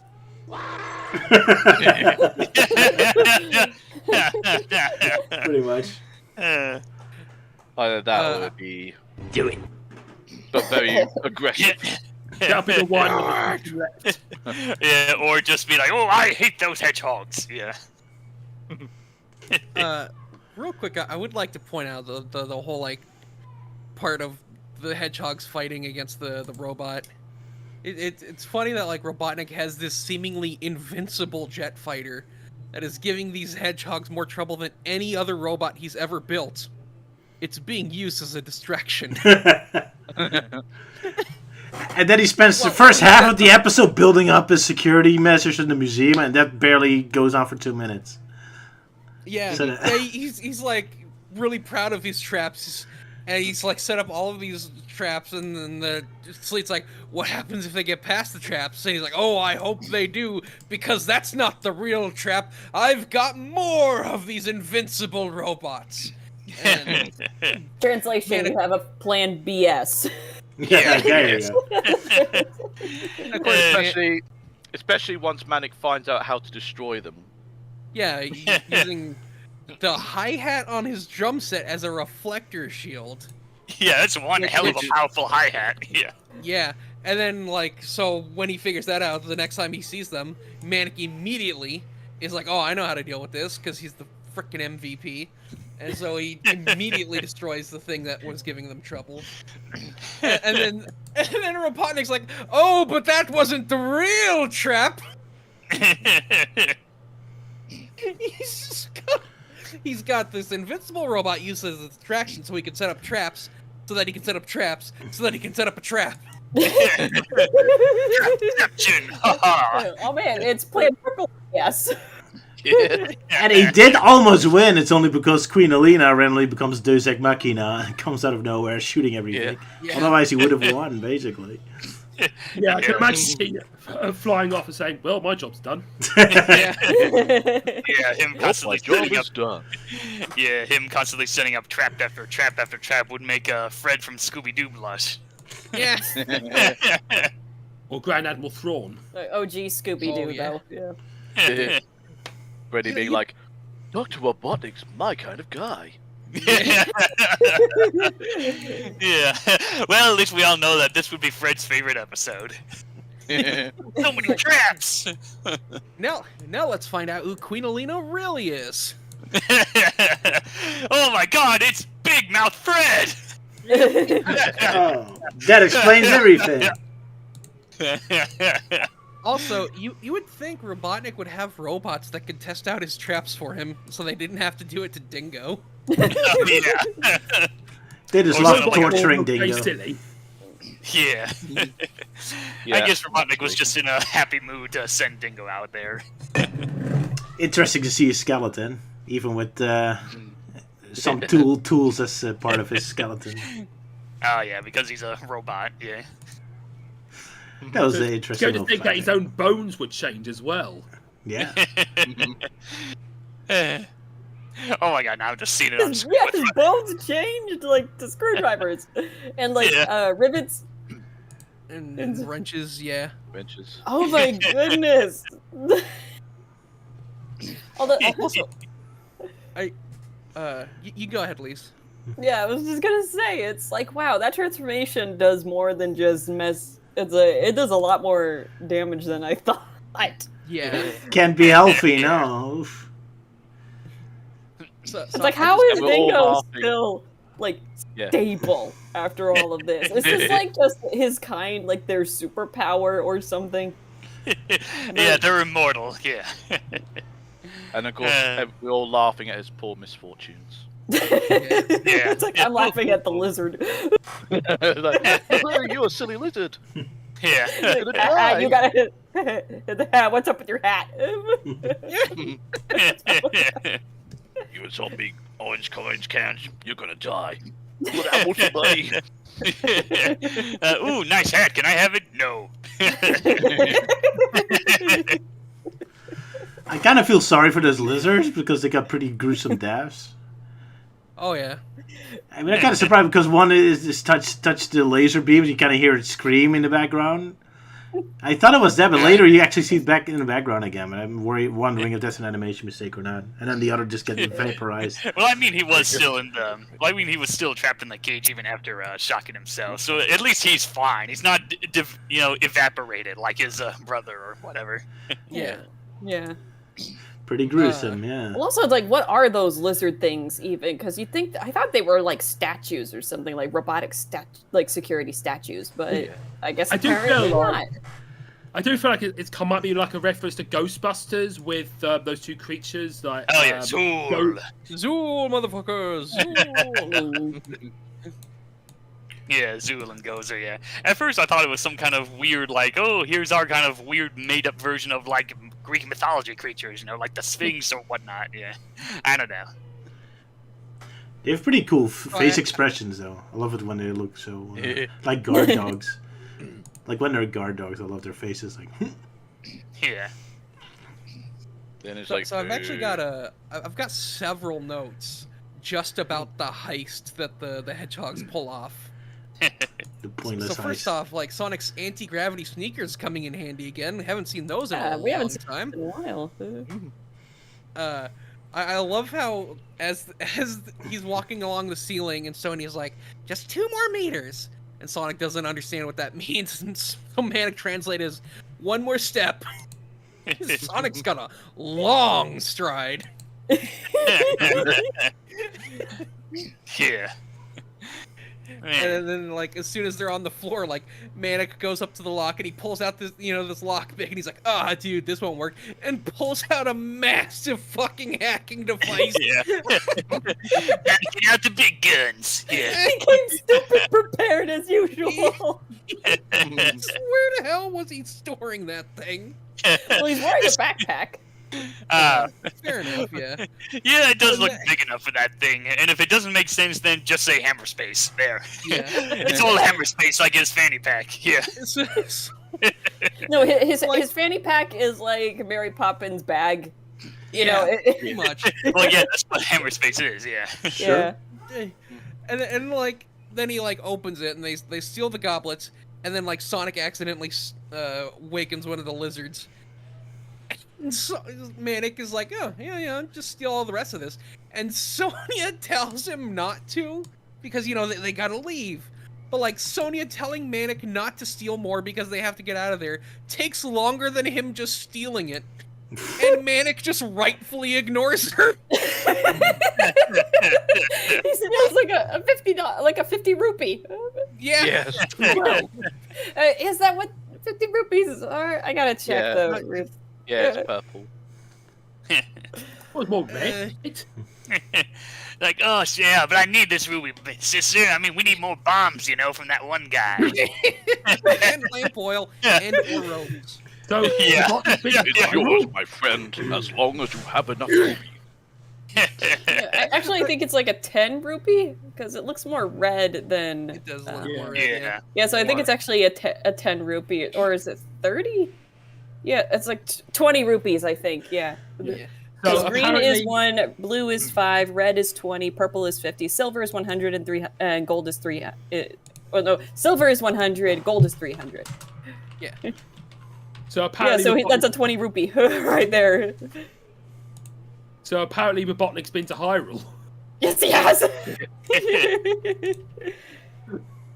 God, I just love the fucking Sonya yelling at him to stop stealing, and he just goes right back to it. It's just like, what are you talking about? I could have stolen all of this in the time it took you to explain to me that we have to get out of here. Oh well. Speaking of, like, I love when, like, Renee is explaining the plan to him. Sonic actually brags about Manic being a master thief. You know, that feels very wholesome. Yeah. 'Cause, Yeah. like, normally they like put him down for his kleptomania, but like, it's nice that they do still respect his skills and, I guess, hobbies. They needed Well, at least skills once and per episode. hobbies have gotten them out of trouble quite a bit. So Oh yeah, absolutely. I was about to say they needed at least once an episode, so yeah. And which is all the more weird that, like, when Robotnik gives Sonia this choice of which brother to save, Robotnik is sure that she's going to save Sonic. Which, you know, I guess proves that he doesn't consider Manic a bigger threat than Sonic. Which that's, is a shame, but I guess understandable. that's Well, I his guess it's downfall. because Sonic is the heart of the team. Let's be honest. Like Manic is the MVP, but Sonic is definitely the heart. Now, I think the logic was that she was gonna save Sonic first, so that Sonic can immediately run to Manic to save him too, because that's her plan in the end anyway.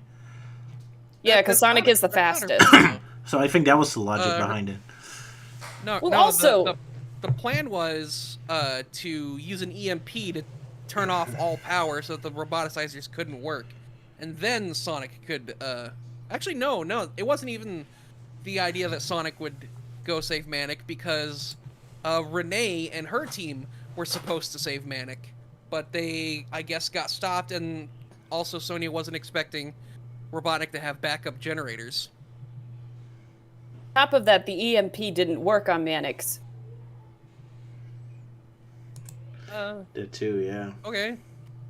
Yeah, it didn't work. So Well, I just assumed that was part of the backup generators because, like, Manic's roboticizer still has the same spotlights on it that Sonic's did after the backup generators came on. yeah, but yeah, she used the EMP and it didn't work. It didn't shut down his confinement. So, yeah, it's like he was ready on Manix, you know, to like prevent the the EMP from working.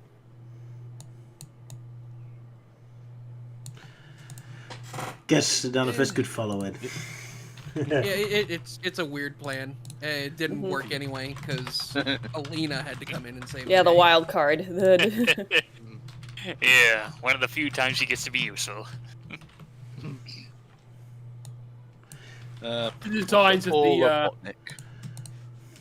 Just poor Robotnik, just how he looks at us, like, all that planning, all those traps to build up to this big trap yeah. for He goes, nothing. no. I have no more backup plans to think of. No. Oh no, they ran out of ice cream. And we're all just pointing and laughing at Robotnik at this point. Like, you screwed up.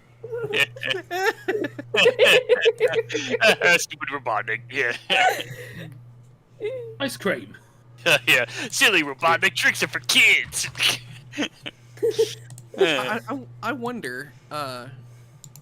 But by any chance, Roger, did you get a screenshot of Sonic's painting when they were all disguised as artists?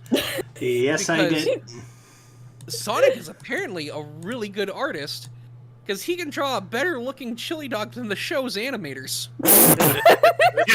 yeah.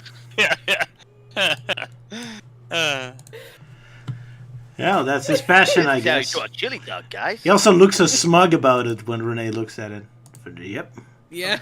That's me, the artist, Sonic the Hedgehog. I love his reaction when it first cuts to them in their outfits. It's like, we look stupid. They all look like Luke the Fox. Yeah. Oh my gosh, we were Yeah, trying to look look unassuming, but we absolutely look like we ate your dog. I do find it a bit sad that you don't get artists looking like that anymore with the berets and easels and all that, and paint brushes, because nowadays they mostly depict themselves with their fancy graphics tablet and everything. That is a shame, yeah. Yeah. Whilst they're outside drawing. Yeah. Speaking of art and modern art, those stupid fucking goblets. I hate them. Especially the big one, because the like they're supposed to be drinking cups, and it's tilted. It's It reminded me like of leaning to the side. It reminded me of this weird series of glasses. I think they're like named after the 7 deadly sins, and they look completely useless. Of course they do. Yeah, man. Now I'm just imagining it's like, Yeah, oh Mannix- yeah. Now I'm Yeah, just Mannix is the only one that actually looks somewhat Usable. usable. Yes. It Yeah, also now just- annoys me that the smaller ones are green, blue, and pink, and they are not being drunk by the correct colored hedgehogs. It just shows you how they're one as a family now. yeah, and all I'm just thinking of, like, oh yeah, for like big Sonic fans who want to 3D print stuff from the franchise and whatnot. Well, good luck with these cups. Yeah. That would be their correct color if you're going Yeah. off of their eye color. Yeah, well, I mean, in some ways, it could be an easy job for 3D printers because, you know, they have, like, solid colors or multicolored and whatnot, and then they have to paint them on later. It's like, hey, I mean, they're all solid, one solid color, so that kind of makes it easy for them, somewhat. Good point with the eye color. Even though, like, Manic and Sonia don't have canon eye colors, I do headcanon Manic's eyes being magenta and Sonia's being blue. Yeah. So yeah, that would be an interesting fit. But at that point, it would make me think that they should swap colors again, so that each of them have all 3 colors. Sonic is blue, and he has the green eyes, and he's got the pink cup. And Manic is green, he's got the magenta eyes, and he's got the blue cup. And then Sonia is magenta, she's got the blue eyes, and she's got the green cup. There's no way we can win with this with you, can we? No. Never. Sal's got his own things, and he's sticking to it. There's no way we can win. To be honest, at the end when they're supposed to be drinking out of those cups, they're supposed to, the drink down supposed to be should be going all over themselves. Yes. Yeah, or like or imagine if they like shouted when they tried to clink them. It's like, ah, shit. They were family heirlooms, so well, shit. Cheers, everyone. Yeah. I suppose that's the only way we would win with you, Sala, is if they shattered them in the end. Yes. Or it'd be funny like they clinked and the only one that shatters is Queen Alina's cup. You're like, well, sorry, Mom.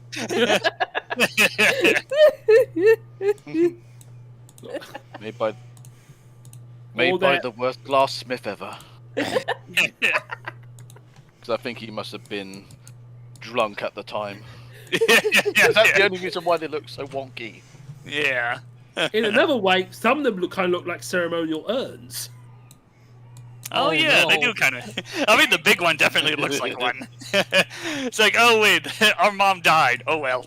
Oh no. Yeah. Here's the victory, Mom, without your help. Who's Uncle Frank? My drink sure tastes ashy. Yeah. Oh wait, no.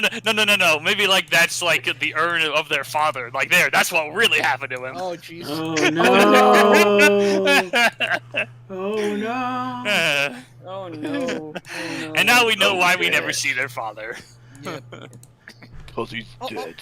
He made Also, it- I just remembered, like, so like Robotnik had like these traps on these traps on these traps, and like the final real trap was just he can track their footprints. It's going all Elmer Fudd there. Oh, Yeah. hedgehog traps. Yeah. Well, either that or the final trap was actually the whole roboticization thing, but having backups and such just to make sure that the hedgehogs don't escape at all. Which almost worked until mean, they had yeah, to get Queen Alina to come in and save their asses. Yeah, I guess once again, like this is a surprisingly good Robotnik plan, foiled by something he could not have anticipated. Find that when Queen Robotnik- Alina is a good pilot. Hell yeah. I am playing BS. Yeah. I also love the Mega Muck with Sonic, where you see Sonic running through mud and then he immediately surrenders to robots. You don't even see how it impedes him or anything. Hell yeah. You don't see it get- Boomer horrors. Yeah, you don't see it. I don't think you see it get deployed. You just see Sonic running, and it's like, oh, pavement. Yeah, and then he immediately surrenders. Yeah. But it's kind of interesting how Mega Muck is like this recurring theme in all the 90s Sonic media, even though I don't... Yeah, there was a name in this games or something then? Because it's in No, Sonic no, Fleetway. It's... No. Mega It's Mega Mac, which is the purple liquid and chemical plant zone. Yeah. Right. And for some reason, the cartoons, specifically Sad AM and Underground, decided to make it a brown liquid. Yeah, and they always pronounce it as Mega Muck in those shows, yeah. Yeah. And Sonic Sad AM, it was like incredibly sticky to the point that like Sonic had trouble getting out of it. And in this, even though like the wiki claims that it has glue-like properties, it doesn't seem to. It just Sonic Yeah, runs on it just fine. It just Yeah, makes him it's be in the mood for smooth. surrendering, yeah. Close it down a second. I'm sorry. It's just a picture of Sonic in the lower corner. Oh yeah, Elise is pointing and laughing. Haha. He looks You look so goofy, Sonic! It looks so weird. Raise the roof, guys. Yeah, raise the roof. Guys. Oh yes. Oh yeah. Before I forget, with this episode, what's the deal with that one screenshot with Sonya and that one fox lady? Like, there's a still that kind of looks like they're about to kiss. Oh. Suppose Yeah, she was just trying to talk with Trevor. Over the Yeah, mic, them trying with to- how it was I thought animated. it was so totally they were- like Anya Yeah. was looking at her like, "Are Like- you okay?" Yeah. Oh, Yeah, I mean, yeah, like the way the fox scale is drawn, it looks like she's about ready to kiss Sonya. And I saw earlier Roger was like drawing hearts around them. yeah. Yeah. Oh, he's. I think it was. Yeah. I think it's more like Sonya's like, "Are you okay?" No, it almost looks like she's about ready to kiss too. It's like, oh, I didn't think you cared. Oh, to kiss me. Well, you know they say friends be in the place of love or whatever. I just wondering what's that with that screenshot of Sonic looking really deformed. Wow. Really deformed one. Which one? Well, the one that's called Sonic the Blob. It's like Sonic. Oh, it's in yeah, the, like, that one. warehouse. Oh yeah. Oh Looks yeah, like that one. Sonic looks like he's melted. Oh yeah, in the live stream planning. I think that was from the previous episode. But yeah, it does look very weird seeing that. Yeah. Well, even his like, I think the scene right after, like the scene before where he's running, his like running animation also looks like a big blob. Yeah, it looks like this weird inflatable doll thing. Yeah. Oh no, Sonic's turning into a clown. Especially since that's the moment where he has to desperately save the scientist from the thing, and then he doesn't do anything. He runs extra slow, and it looks weird, and then he doesn't care. Like, it was a really weird moment, yeah. Yeah, those bizarre in-between shots. Yeah. Also, the shading on it makes me Yeah. feel like it's from a YouTube cartoon. And I don't know why, for some reason, it looks as though it's almost like the Family Guy, like lying on the ground hurt sort of pose that he does. Oh Don't yeah, know it why. almost does. Yeah. But yeah, Sonic, what happened to you? I'm turning into a fucking clown, guys. I mean, like the way like the body shape is and how his shoes are suddenly bigger. Yeah, it does kind of look like a clown. Well, the shoes are less detailed, and it looks like he's wearing pants. Oh yeah, he's wearing slippers. We were joking about the Robotnik balloons, but nobody expected the Sonic balloon. At least the Robotnik balloons look like in this Sonic Just like a slightly deflated Sonic balloon. Yeah. Yeah. Tune in for our next episode of Sonic Underground. Sonic and the gang go to Balloon Land. No, they go to the Macy's parade. Oh yeah.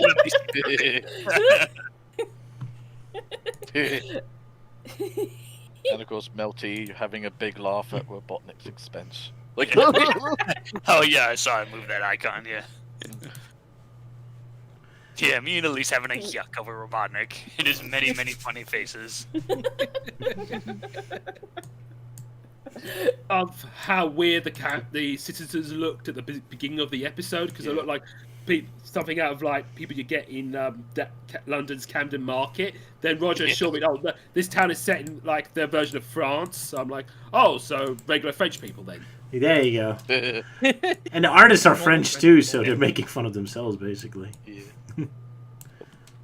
There was a moment I did get a bit of a chuckle. Was that one shot at the beginning of where this person gets into this like floating elevator, and it's almost like reminiscent of the "I must go, my planet needs me." There you go. And then Robotnik died on his way. Yeah. Duh. Still, I like the atmosphere in these shows. Now reaction there. I like the scene right after where Robotnik is like talking to Sleet and Dingo, and then they get on a train, and Dingo just goes the complete opposite direction from everyone else for some reason. I assumed to save on animation costs so that he was on screen less, but just when he just takes a right and everyone else goes left. Poor sense of Why direction. Why was he going to the right, ladies and gentlemen? Yeah. Your answers in the chat right now. Let us know in the comments. Subscribe.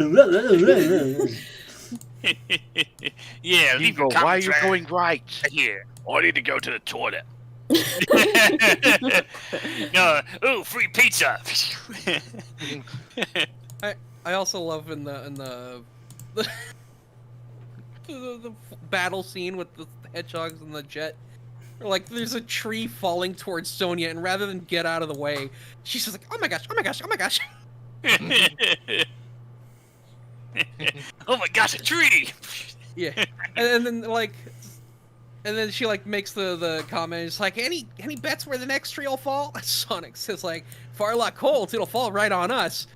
And then like it starts to fall on them, and then they run away and they go up another tree which gets hit by a missile, and then it falls with them in it, and Sonic says, if a tree falls in the forest, does it always have to fall on us? Yeah. Yeah, like, remind me again why we're fighting against machines. And here I thought at that moment he was going to recite the whole sort of, if a tree falls and yet there's no one around, will it make a noise? But instead it's like, no, if a tree lands on us, what then? Sort of thing. If a tree falls in the woods and it lands on us, do we make a noise? And no one's around, will we make a noise? That's a good philosophical question, yes. Doesn't Panic also create like a earth wave or something? Yep. Yeah. Yeah. Oh yeah, does. he like freaking launches rocks up there. Yeah. No. Like he makes a tsunami of dirt, which envelops. Oh yeah, the that. jet, and it lands on it, and it still doesn't work. Dude, that's the best Earth. move. Yeah. It's like I had no idea he was like Toph. Yeah. Earthbender, yeah. Yep, it's official. Manic's an earthbender. He's got really impressive earthbending skills, yeah. Yeah. MVP, MVP, Yeah. MVP. Yeah, I think at this point we're just gonna like end the series by just showing a bunch of clips of why Manic is the MVP. Like, Yeah. oh, he can do this move, he can do that move, he's a good father figure, and so on and so on. Yeah, he's just the best. I'm not gonna lie. Yes, for as people who watch the stream know that we are very pro Manic. Yeah. Yeah. Yeah. But yeah, I still think that it's like Robotnik is starting to catch on that Manic is the MVP, and that's why he wanted to take him out first. Or he took extra precautions to make sure he would take Manic out first. All I'm going to simply say though at the moment is like, Sonia, what are you doing to Melting Man? It's like, she's shooting at me because I don't like her voice. I'm sorry. My voice. What's wrong with my voice? she's just really jealous that I prefer her singing voice over her speaking voice. Yeah. Ah! Poor Jaleel White. Yeah, it's just Sonia's like, nah, screw that bitch. I'm the best, motherfucker. Filthy language, you. Also got Sleep, screenshot of Sleep freaking out like, oh god, the cocaine's kicking in. Yeah.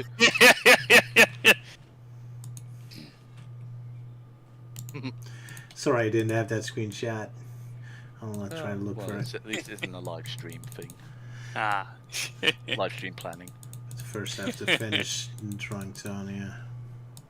There we go. Let's find Luke's silly little shot. Yeah. Ah, there he goes. Ooh, pink laser. Num num num. Tastes like pink Although- lemonade. Although the way that he drew it seems like she's doing like a rapid fire mode, like, now eat all this candy floss. Oh, but I hate cotton candy. No. Poor Melty Man. He get no respect. Looking at the tsunami of Earth, it just reminds me of the tsunami of Moneybags from the DuckTales intro. Oh yeah. Oh, yeah. That's a good point. Life is like a It's hurricane. like a hurricane. Here on Here on Mobius. Mobius. Life is like a hurricane, oh my god! On Mobius, traps and many traps. Yeah. I mean, now that you Dingo, you No, sleep. Dingo, you idiot! That was not the right brownies. Oh no. Oh no. Serious case of number 2. Yeah, LOL, he's on drugs.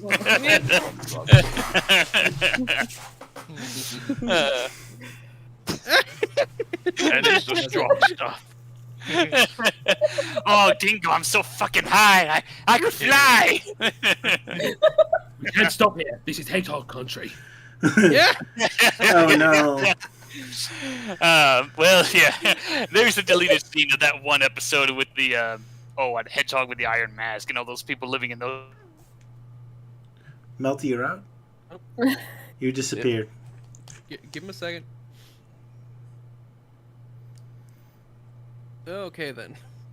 I guess Sonia really did shoot him. To Windows 98 again. Yeah. Sonia really did The shoot him. 2000s again. Yeah. God, this was a wacky episode. Was I love how much time they spent on dressing up like painters and all that, doing painting, even though it doesn't really have a purpose in the end anyway. Well, I suppose it was it's mostly so just so they Yeah. can like scope out the museum. But there's no guards Lost or in anyone. disguise. Nobody cares. It's like, like they're painters. Who's gonna care about painters? That's a painful Exactly. Yep, Melty's PC crashed again. Ah, fun. Because of course it did. Yeah. In the year 2000, computers crashed. Well, then again, like, Roger understands that back in the old days, the computer crashed and I didn't save. Yep, good time. Fun. Good times. Alright. And of course, we have to wait until Melty's computer's back up and running, so we can probably move on to the next bit. So, anything else we can discuss about this episode that'll make us all laugh our heads off? Lol, Well, Melty's computer's crashed. You got the pose where Robotnik talks to Seaton Dingon and stares, and his pose looks like he's about to sing. Yeah. Oh, yeah, Sylvia showed that.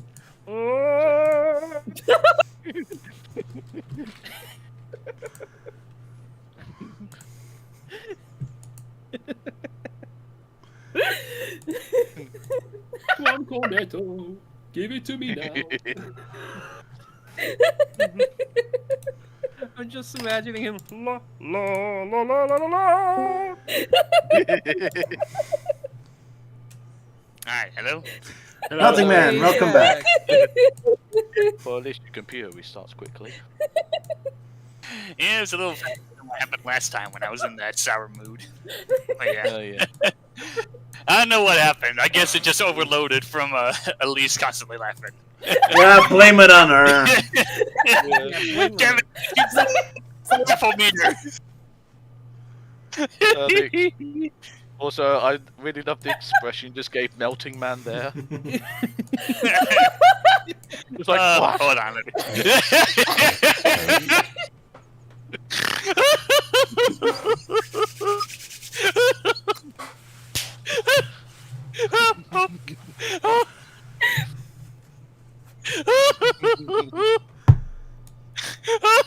Fucking face! I look like freaking Baker! I was almost going about to say you look like Snivelly.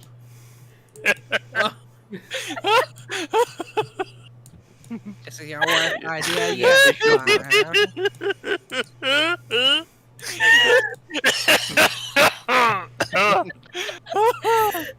Melting cannot stand Robotnik singing.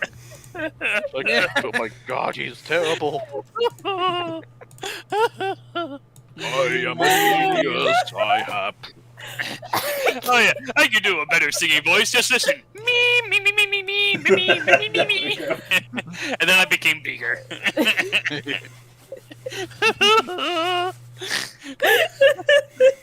All right then. Speaking of singing, Right, let's move on to our our favorite moment of the show. Yeah. Well, just go give Elise a moment just to recover. I'm sorry. Just that face. Yeah. So in other words, that's my noble face. Okay. Okay. Okay, I think I'm good. alright. Okay. Mobius Idol time. Hooray! And someone beat me to the punch. Poor Yoann. Right. I was all prepared. From Healer, we are Sonic Underground. We're the Sonic Underground. Indeed. So, is everyone ready? Ready? It's- I've okay, been ready. he was You've been bored. ready since the start of the chat. The Everyone Kicks Eggman in the Crotch song. Yep. Oh. Or Sonia basically using her butt instead. Oh yeah. Oh my. Okay, I'm ready. Oh no. All right. Alright, here we go. 3, 2, 1, go.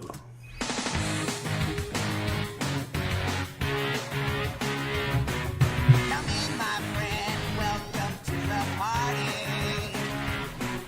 But only if you're one of a kind. The adventure of our life is now starting. Robotnik's empire running out of time. We're the Sonic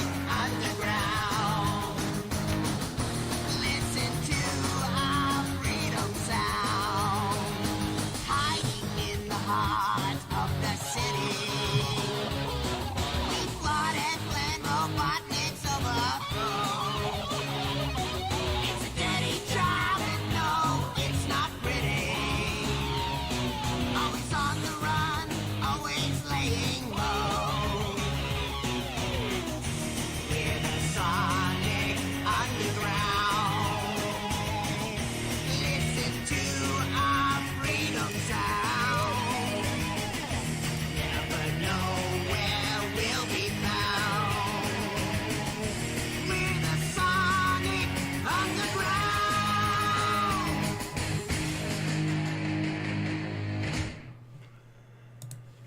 Alrighty then. Yeah. Let's hear epic your guitar thoughts. solo. Yeah, let's hear our thoughts. Ewan, what do you think of this song? Oh no, Roger, I don't want to deny you the golden opportunity. Well, I mean, since Sala's been hyping it up so much, I think it'd be best that he should go first. I Okay. think so. Yeah, shall we move to Sala? Right, Sala. Yeah. Oh yeah, the picture. I guess I could go first. I haven't gone first yet. Very well. Elise, you go first. Okay, Sala, I'm giving it a 1-5. I'm giving it a 5. Alright. Okay. Out of tier. Yeah, Fair. I'm gonna be honest. I had heard this song a while back, but I didn't think much of it at the time. Maybe because I was kind of like binging the series, and so the songs started to blend into one another, and so then I kind of, this one kind of got lost in all of the tracks, but then I heard it again today. And then I'm like, dang, I can see why Sala was excited for this one. It's actually really good.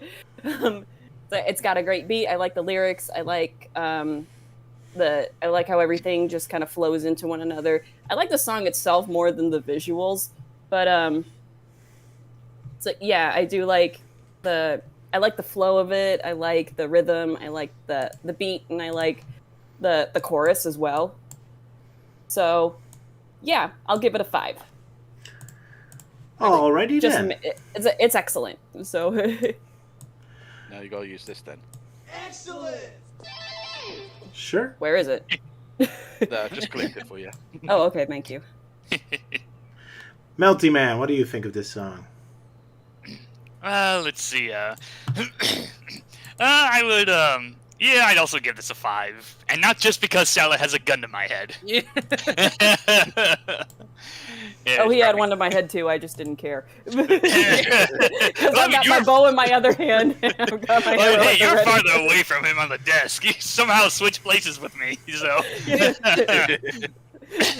I've got my bow hidden underneath the table, and I've got an arrow ready, so it's ready to shoot that gun out of his hands. Gotta be a whole bloodbath here. But yeah, my quick thoughts on the song is like, yeah, I really love this song. You know, like it first starts off with the epic guitar solo. I'm like, yeah, that's my jam. That kind of 90s, like 2000s. Oh, back in my day, we had epic guitar stuff like this, not your grunge bands and me for jam. Oh, whatever. But yeah, I really like it. Like in some ways, this could be like the alternative for if we didn't have the Sonic Underground theme song. I think this would have been like the top pick for like the main theme song for the show, because it's just that good and has like that rockin' energy and kind of does the hell saying like, oh yeah, we're the Sonic Underground, we're gonna save the world and that kind of thing. So yeah, really good stuff. Put Alrighty. that gun down now, Sala. Okay. But then he shoots it anyway. It's like, oh, don't worry, it's just a water gun. Yeah. Or is it? Yeah. But now It's a our gun real. full of water, but it's mega muck water. Oh no. Oh, no, it'd be even worse. Our real heavy music expert, Luke, what are your thoughts? I really like it. I mean, I like the opening riff because it's sounds like something out of Battletoads. It's the music's pretty catchy. I like the music video with all the Robotnik balloons bouncing around. The vocals are okay, I guess. There's some parts that are really good, but I would give it a 4. but it's a good 4, a very high 4. Now you don't Sure, know that. Yeah, just use that facial expression. Hang on. Sala, put the wait. gun down. Calm your titties. Now that's a 3. It's a high 4. Better than nothing. Right? I mean, it's not a 3 or 2. But go an ambulance.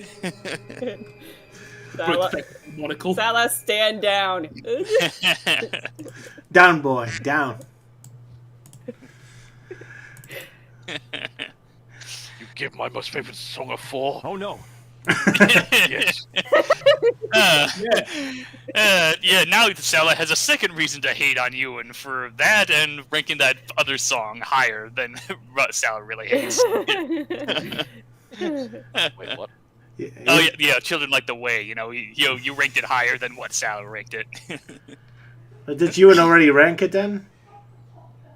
Well, no, I think he was referring to the song from the past we did, like "Let the Children Light the Way" song. I gave it Yeah, a like Sala 2. really hated that song, and Ewan gave it like a decent score, I think. Hey, hey, that person did that a great laugh. It deserved a 2. Deserved it too. Yeah, $2. Yeah. 1, 2. All right, I'll give it a 5. I think the song itself would be a 3 or 4, but I just love the music video. Since you have this whole heavy metal, like Sonic Frontiers, Titan battle music, and then just beat up a bunch of balloons and make me laugh. Kicking and butt hitting. The most heavy music I mean, there it's is. such a silly sight to see. It's like Yeah. heavy, epic rock roll music, and then you suddenly just got these hedgehogs just literally just kicking balloons all over the place and even dancing with them. Yeah, it's like music's going along. Dur, dur, dur, dur, dur, dur, dur. What's happening on screen? Yeah. Well, I imagine it'd be sort of more sort of maybe classical type music in some ways, like.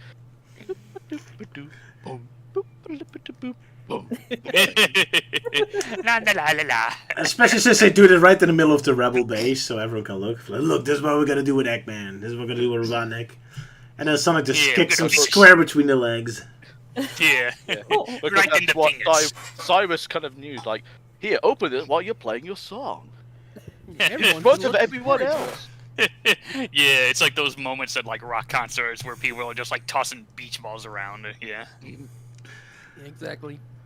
Well, Sala, let us know. Why is this the best song ever? Okay, so several reasons.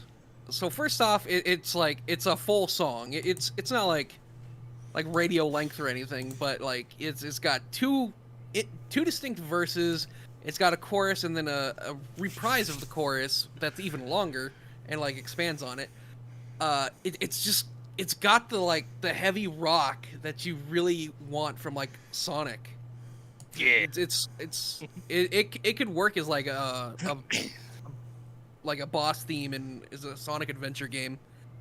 It's the lyrics aren't like cheesy or like have some like hidden moral in them for the kids. No, it's just a dope sounding like rebel song, and like the only thing it's missing is a Manic solo. That's it. But like you can still hear Manic in the chorus. And like the music video is goofy too. Like it doesn't match with the song, but it's funny. I like it. Just this song is so good. It's the perfect Sonic Underground song. I give it a 6 if I'm allowed, but I don't think I am. So unfortunately, I have to give it a 5. Give it 5's a many Like a 5. good boy. But now, Yes. now, now so we we're finally have someone has an opinion yet. The amount of 5s you gave Salah there is ridiculous. He's got 25. It's like it's filling up everything. It's almost close to like going over into Melty and Elise at this point. Yeah. Yeah, do you have a problem with that? No, it's just to show it's just to show that we're his favorites because we also ranked it a 5. Yeah. Yeah, You it's are in Luke my who good should be favor. panicking. I mean, it's Luke that's going to have to start worrying about his life at the moment. Yeah. Let's see. So, well, I definitely did enjoy it. Like, it was like a heavy sort of like beat to it, and of course the imagery is like very out of left field, I suppose is the best way of describing it. Just because when you imagine something heavy beating, you're expecting something a little more hard rockcore type of thing, yeah, sort of thing. But instead, just 3 hedgehogs basically mucking about with robotic balloons, like kicking them and then just dancing and then letting all their air out. But yeah, although there was one point that just maybe goes where Sonic's like, "Come in, my friends, welcome to the party, but only if you're one of a kind." Yeah, and my one of our response towards kind, that yeah. was, "Oh, so you're racist then?" Or you're prejudiced. Yeah, he's prejudiced, yeah. Well, something like that would be given a, well, probably a 2, but, and that's a big fat but, and I'm not referring to Robotnik. Yeah. And this is a big butt, course. you know, like Michael Rosen. But yeah, but because, you know, it's still an awesome song, I shall give it 5 floating Robotniks out of 5. Or balloon Alright. Robotniks, really. So that makes it 29. It does. Our first Yeah. 29. Yeah, so Well, at least basically, it has the honour of being the first 29. oh yeah. So you give it a 5? After all that build Yeah, up? I gave it a 5. Ah, you cheat. So yeah, basically everyone is in Sal's good graces except Luke. Except Yeah. Luke. Yeah, he's gonna have to be checking every corner and making sure, like, Sala's not hiding in his bedroom at night. Luke, sleep with one eye open, Luke. Oh, Yeah. take off my bed sheet and go, come in. Oh dear, Luke being Or maybe- seductive or- with his murder. Or who knows, maybe Luke took inspiration from the Sonia's Choice episode and made traps after traps after traps. Yeah. Not those kind of traps. If you know what I mean. If you know what I mean. All right. But all jokes aside, I am happy to see that it got everyone's approval. Even if it didn't get a perfect score, I'm glad everyone liked it. Because Shame on it's you, no Luke. secret, but this is my favorite. It's so Yeah. good. I just love that expression of me going, you what, mate? Oh, you bastard! Yeah. Yeah, this song is worth 5 points. What the fuck you just say? Yeah. Are you fucking high, mate? Why you hate me, Luke? Man, we're having way too much fun with this particular ranking. Yeah. Yeah. Well, too bad I didn't draw an angry expression for Starlab, but then again, I think the sad is just more like, why would you give it a 4, Luke? It's the best song ever! You broke I his want the heart. song to be played in my funeral! Luke just gives it a 4 out of 5, and here's Oh my. And that's the last thing he ever hears. What was it? Uh, Wait, who died? Was it Sala or Luke? Because Luke has a sword. you'll never know. To be concluded. Never. Yeah. I Well, hey, also you gotta have- get I have past a- me first, remember? Yeah. That's true. I've got I know archery and taekwondo, so... Yeah, and I'll just tight seal myself in my trash can. Like, there, you can't kill me now. I do have a replica of the Master Sword in my living room. Oh. Cool. Ooh. Alright, well, joke's on you. Well, I have 2 Keyblades, all themed after Nightmare Before Christmas, because yes. I got a fork. A what? Yeah, Fork. a fork. Oh, a fork. Yeah, Yes. well, I've got something better. A spork! The ultimate ultimate cutlery. weapon.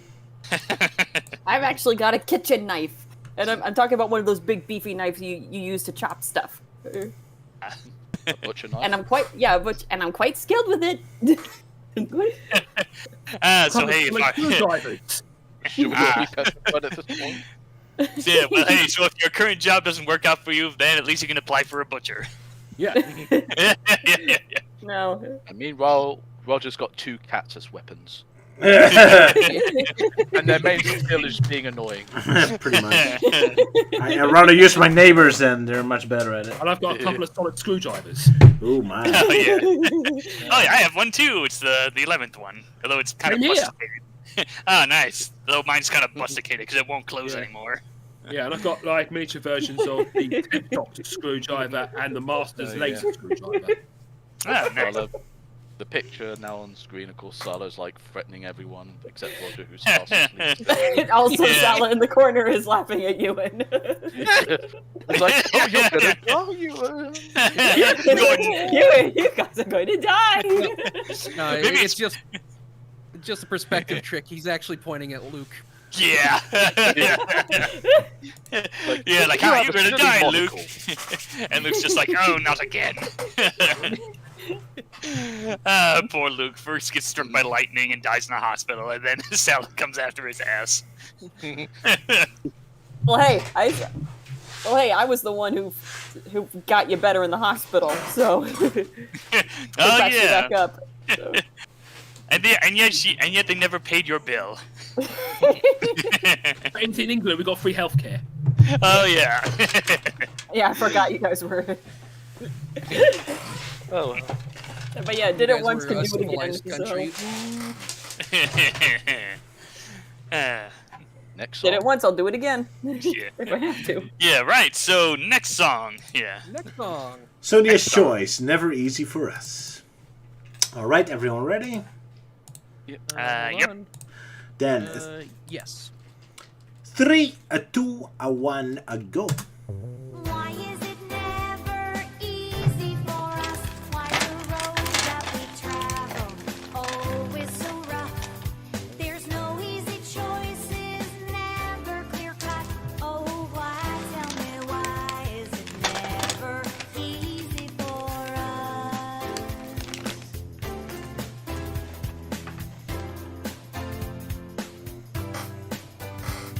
We're standing at the crossroads once again, with a storm up ahead and our back to the wind. Got to reach down inside, try to find some strength. Another mountain to climb, another river to swim. Why is it never easy for us? Why's the road that we travel always so tough? No easy choices, never clear cut. Oh, why? Tell me why is it never easy for us? Oh, why? Tell me why is it never easy for us?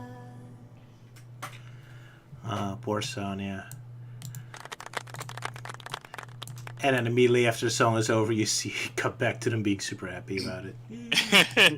Yeah, it's like, well, singing didn't work. I guess I'll go with Plan B. And that's actually putting effort into rescuing our brothers. Yeah. Yeah. It's so hilarious. The context of this song is like she sings this entire song about her distress between having to choose between Sonic and Manic and which one to save, and then immediately after the song she's like, I'll save both of them. And then she doesn't even have to do anything because Queen Alina does it for her. So very easy for Yeah. us. So it's a song. Also, we obviously didn't show it because we didn't show the music video, but I love that the song just ends with this robotic jump scare. Yeah. Ah. Right. Oh, that robotic face! Somehow Robotnik even managed to troll the music video somehow. Yeah. I've set up a trap in their music video. He thinks of everything.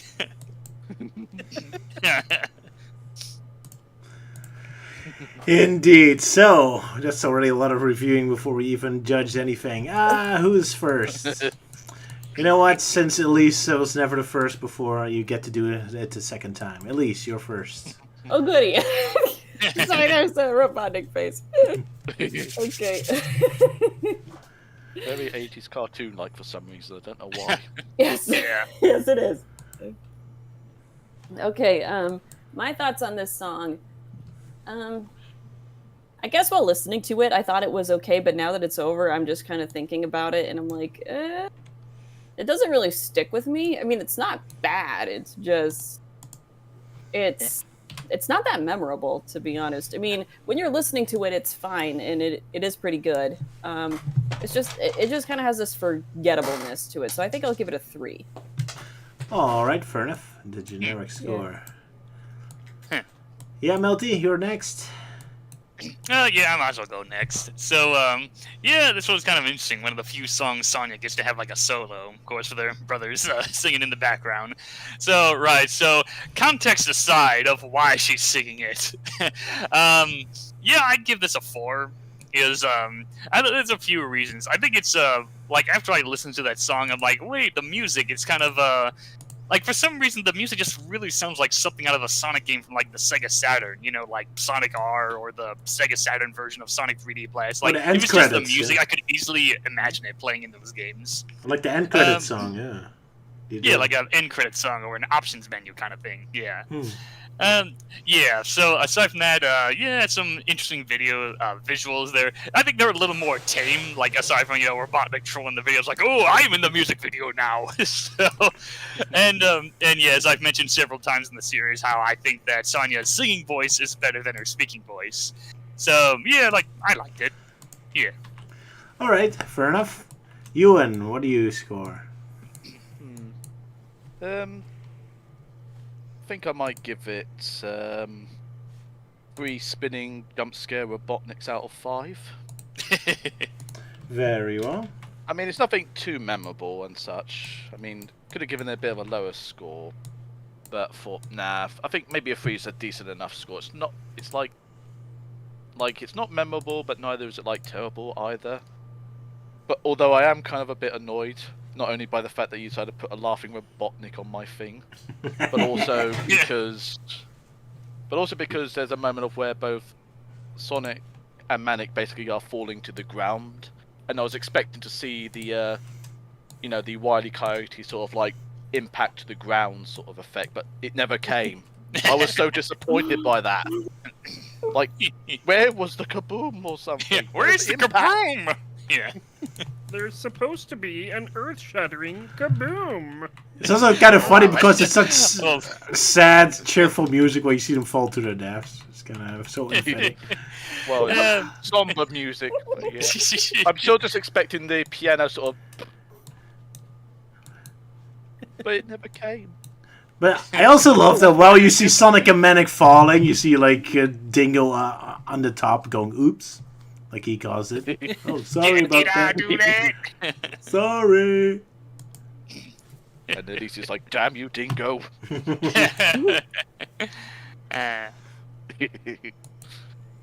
Oops, sorry. Perfect. Alrighty. So next, Luke, what do you think of this song?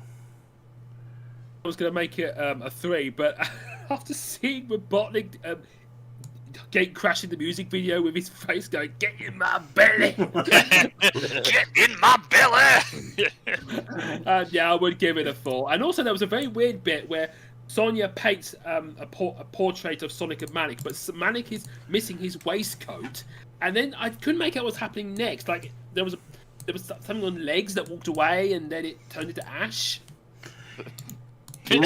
He wasn't missing a waistcoat. It's also nude painting, Smarty Pants. Huh?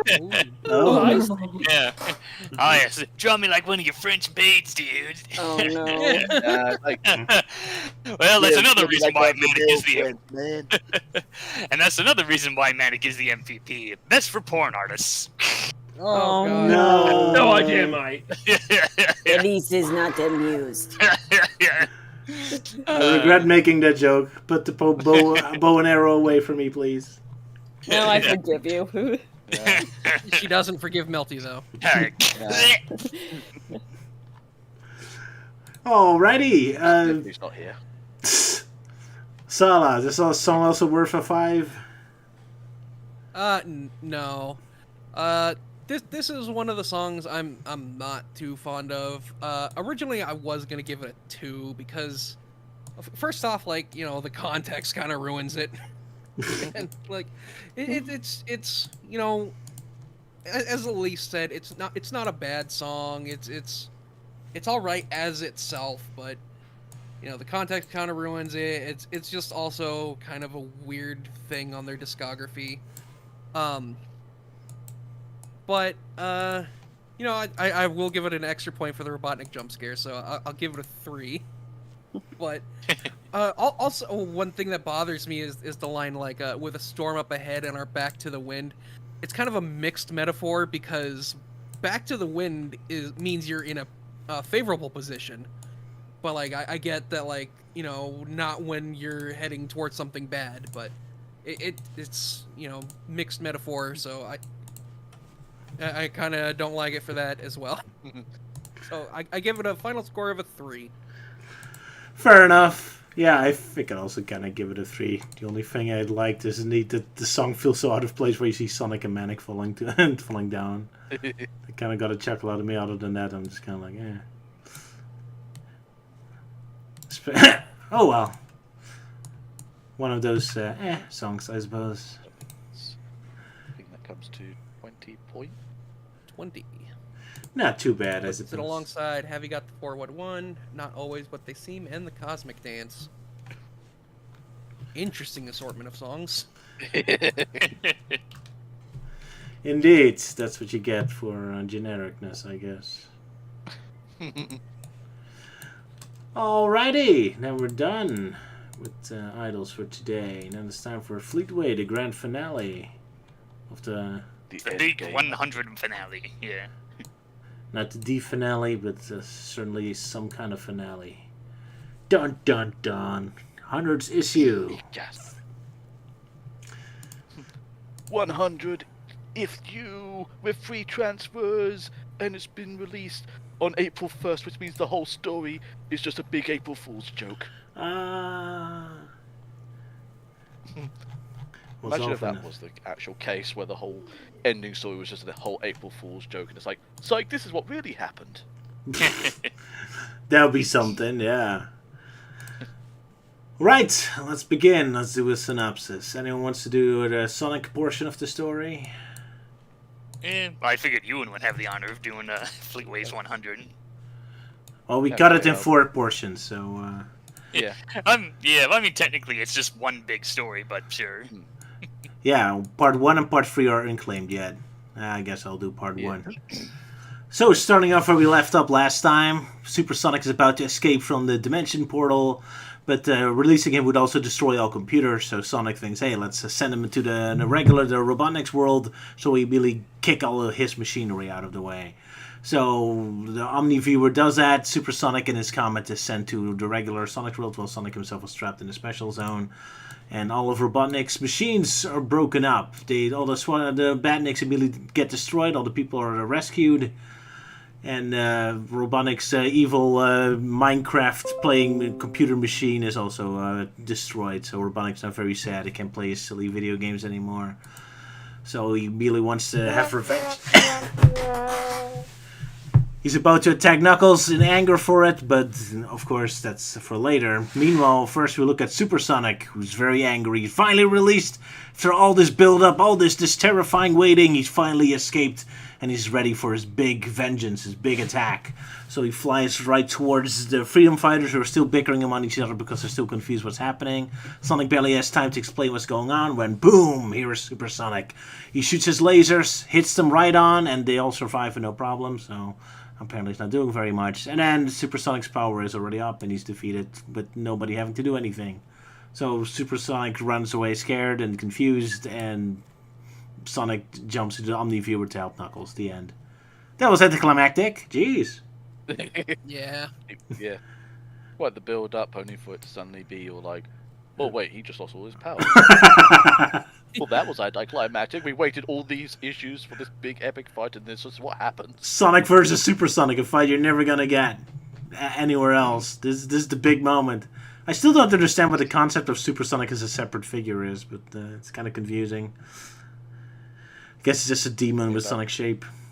But yeah, it doesn't really go anywhere. Probably made up of like chaos energy. I suppose With so. enough of it just to make him like an extra entity, I suppose. Yeah. Also, kind of looks gruesome when you see the bad Nexus. So they crumble in pain and fall over. It's kind of like a weird look. I absolutely really love the panel where Supersonic breaks out and it goes free at last, like becoming of an evil god. I also, Oh, yeah, My revenge can destroy everything. Yeah, it's like in Crash Bandicoot. Yeah, free at last. I also love the coloring because it really makes him look like he's the sun, like he's an evil sun with all the I bright can blue sky around For him. people who, at the time, who've never played a Sonic game, they imagine this is what Supersonic is like. Right? That'd be interesting, yeah. Imagine going from this to Sonic Frontiers. Sonic like gets all the Super Emeralds and he turns into Super Sonic, and you're like, Uh-oh. There's poor Titans. Nothing. The I'm Fleetway not edition. trapped on this planet with Where's the mod for that?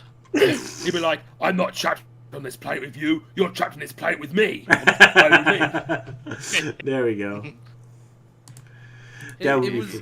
yeah, it's definitely weird decision that Fleetway took with Supersonic, especially because like originally it was just like a transformation of Sonic where he's like angrier and more mad and stuff, but like and then for some reason they also I don't remember how it happened. It was a while ago, but somehow he got separated from Sonic and became its own entity. It's really trippy, yeah. Yeah. But, well, that's Fleetway, I guess. I don't know what Fleetway was thinking with this, but all right. Oh, and now he's got eye lasers too. Pretty cool. Yeah. Cyclops. Yeah, the sun is a deadly laser. Why can't you do that in the games? That's a good Right? question. Yeah, Yeah. I mean, imagine like, reading the comics for the first time before playing any of the games, and then when you finally get around to playing Sonic the Hedgehog 2, and it says like a mode for you can unlock super stuff. Like, ooh, do I get laser eyes? But it's like no, you just get like annoying music and being extra fast. Oh, well. Yeah, Super Fleetway Sonic is really weird to me. I mean, I heard about it through, when I was in the fandom, but I never quite understood the hype where it's like, oh, it's Super Sonic, but evil, and then, yeah, I'm just like, I never really understood it, or I never understood Fleetway Sonic as he's called. But, yeah, it's just a really weird phenomenon. Or, like, he's one of the weirder entities, I would say, in all of the Sonic, like, in any of the franchises. Or any of the materials. I can't think of a word right now. But yeah. Sorry. That's all right. Like, I never Yeah, it's like, I always saw him where it's like, oh, Sonic has to fight an evil version of himself, and they didn't want to use Scourge, so they used Fleetway Sonic. Sure, and- why not? Yeah. No, I mean, yeah, like when Fleetway Evil Super Sonic was in Fleetway, yeah, I think that was roughly around the time when Scourge didn't really have that name. It was just, generic Evil Sonic with biker jacket and whatnot. That kind of typical comic book trope, yeah. But of course, I suppose the big question is like, who's better, Fleetway Supersonic or Sonic.exe? Yeah, definitely Fleetway Super Sonic. Yeah, I'd take Fleetway Supersonic. Yeah. At least Fleetway Supersonic's cool. Yeah. Not a big fan of demonic entities. No, so like Sonic EXE is just more of that lame creepypasta bullshit. Yeah. Yeah, I don't get Oh, I it. mean, now that- I know what you're talking about. Oh, boy. Yeah, that. I mean, At like, then least. again, like, wasn't it announced, or at least de-announced, that he's, like, not an official creepypasta or whatever? But I think there was some kind of discourse about that. I don't know what that means. How is there an official creepypasta? What does that mean? I think it was something like, part of the creepypasta classic stories, like this and Ben Drowned or whatever. And then they decided, like, no, this story's lame. He's not part of the creepypasta roster. So, I don't know. Honestly, So the whole arbitrary. creepypasta thing is just dumb. Yeah. Yeah. Then again, I'm just not really a horror guy, so yeah, that kind of stuff's just not my thing. Yeah, I'm into atmosphere. I would say, like, I bought a video game, but it's cursed. Yeah, that Yeah. kind of like overused stuff. Like, yeah, and then of course, yeah, horror's just not really my thing. I'm fine with atmospheric horror, like in the old black and white films of Universal's Dracula and Frankenstein. But yeah, not much. Fair enough. Besides, some video games are terrible enough to be cursed by themselves. We don't need creepypastas for that. Yeah. I'm just I noticing. always Roger's like seeing text. those pictures, and then it's like I've seen those pictures of like Sonic EXE, and I always get the same reaction where it's like, ugh.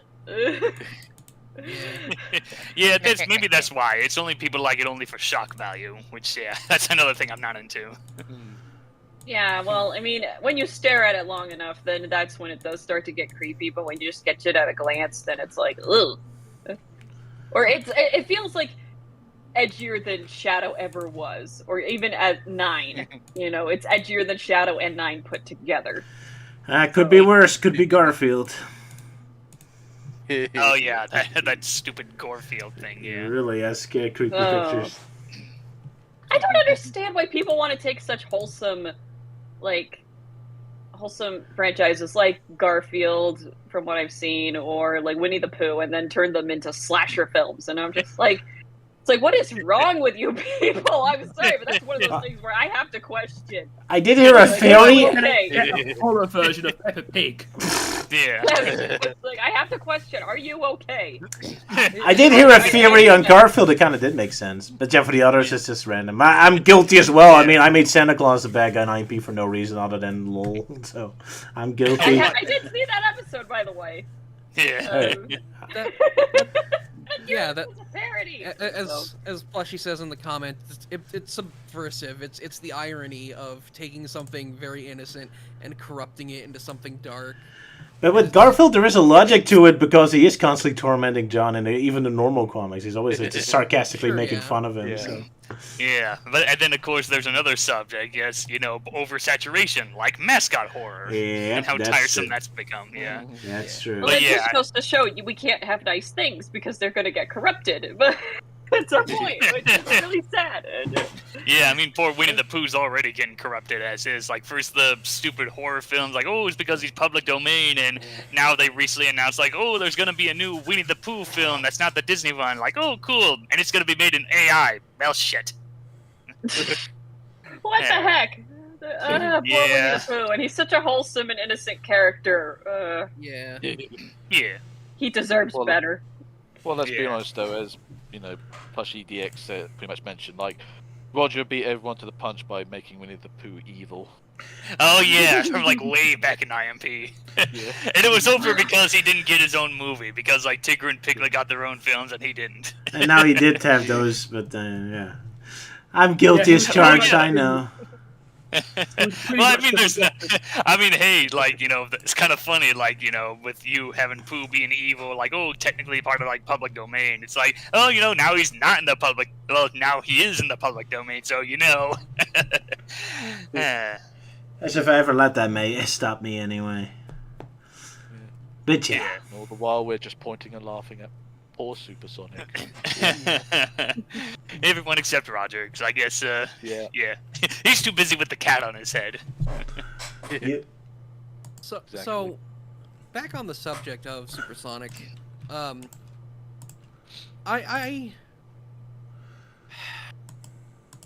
this could be like Frustrating. opening a can of worms, but I think it'd be cool if they brought it back somehow. Sure. Like, Yeah, it could be. I don't know how they would do that other than just say like, oh, the Supersonic from the Fleetway universe has merged into our universe and he's going on a rampage. I don't know how. I don't know why, but I think it'd be cool. I mean, couldn't Dr. Eggman steal the kills and also put some sort of trap in them or put some evil got energy in them? We sort of got Fleetway Supersonic in Sonic X with Dark Sonic. Oh, right, Dark yeah. Sonic. Oh, right? yeah. For the 2 Yeah. seconds he appeared. Dark Oh, Sonic yeah. is also something I'd like to see come back, but that's like for different reasons. That's yeah. like actually Sonic, but just angry. Hmm. Supersonic in Fleetway is completely different. It is Yeah. like a Jekyll and Hyde thing, Yeah. until suddenly Jekyll separates from Hyde. Well, it's kind of funny because Archie Sonic also had kind of their own evil supersonic at one point. That was it was a one and done kind of deal. Like, oh, it was the Tossed in Space arc where like Sonic used the red Chaos Emeralds on an alien planet to try and be super, but what ended up happening was that it turned his like super form into like its own entity, and then they fight it out, and then like the super form like disappears because like, oh no, the power's draining, and yeah, that's it. That's all they did with the concept of evil supersonic. Yeah, with the exception of Evil Scourge, but that's another thing. Indeed. I do remember when Shadow was brought in. I first saw Shadow, and I thought he's going to be like an evil version of Sonic. But like as you saw, like he gets a conscience, he becomes some sort of an anti-hero character. Sure. I am so glad that they went down the route of Shadow being his own character. Yeah. You know, instead of making him just a evil Sonic clone or long lost brother or something. Yeah. I like how they made him his own thing. Yeah, until the 2010s fucked him up. Yeah. That's a different story. but- Yeah. Oh well. Shall we move on to the next story for Luke? Yeah. Yeah, Okay. can do. All right then. The Final Victory, Part 2. After the electromagnetic pulse shuts down everything, including the giant egg computer, and freeing the Emerald Hill folk, Knuckles demands that the villagers are set free. Robotnik wasn't paying much attention, as if the explosion knocked out the computer, it might also affect his machinery on Mobius. Robotnik realizes that the Guardian robots can't be affected by the pulse, so Zachary sicks the robots on Knuckles, but the robots refuse to move. Robotnik was like, "Did you change the batteries?" Turns out that they were updated with modern tech, so they were affected by the pulse. That's Windows updates for you. Robotnik tells Zachary to kill Knuckles with his tech, which he gladly obeys. Knuckles avoids Zachary's plasma rifle and bashes the cyborg echidna away. But then Zachary shoots Knuckles out of the building with a very violent sneeze. Zachary finds Knuckles in the rubble and is about to shoot him. Then Kramer walks in. Sonic the Hedgehog appears. Sonic bashes Zachary in the nuts and bolts while he and Knuckles catch up. The Omnivore wishes he was at home. Knuckles creates an earthquake and Zachary falls down the hole. Sonic and Knuckles wonders where Robotnik is. They see the Emerald Hill folk have captured him and lead him outside. Robotnik asks about the explosion and how he did it. Sonic tells him to shut up.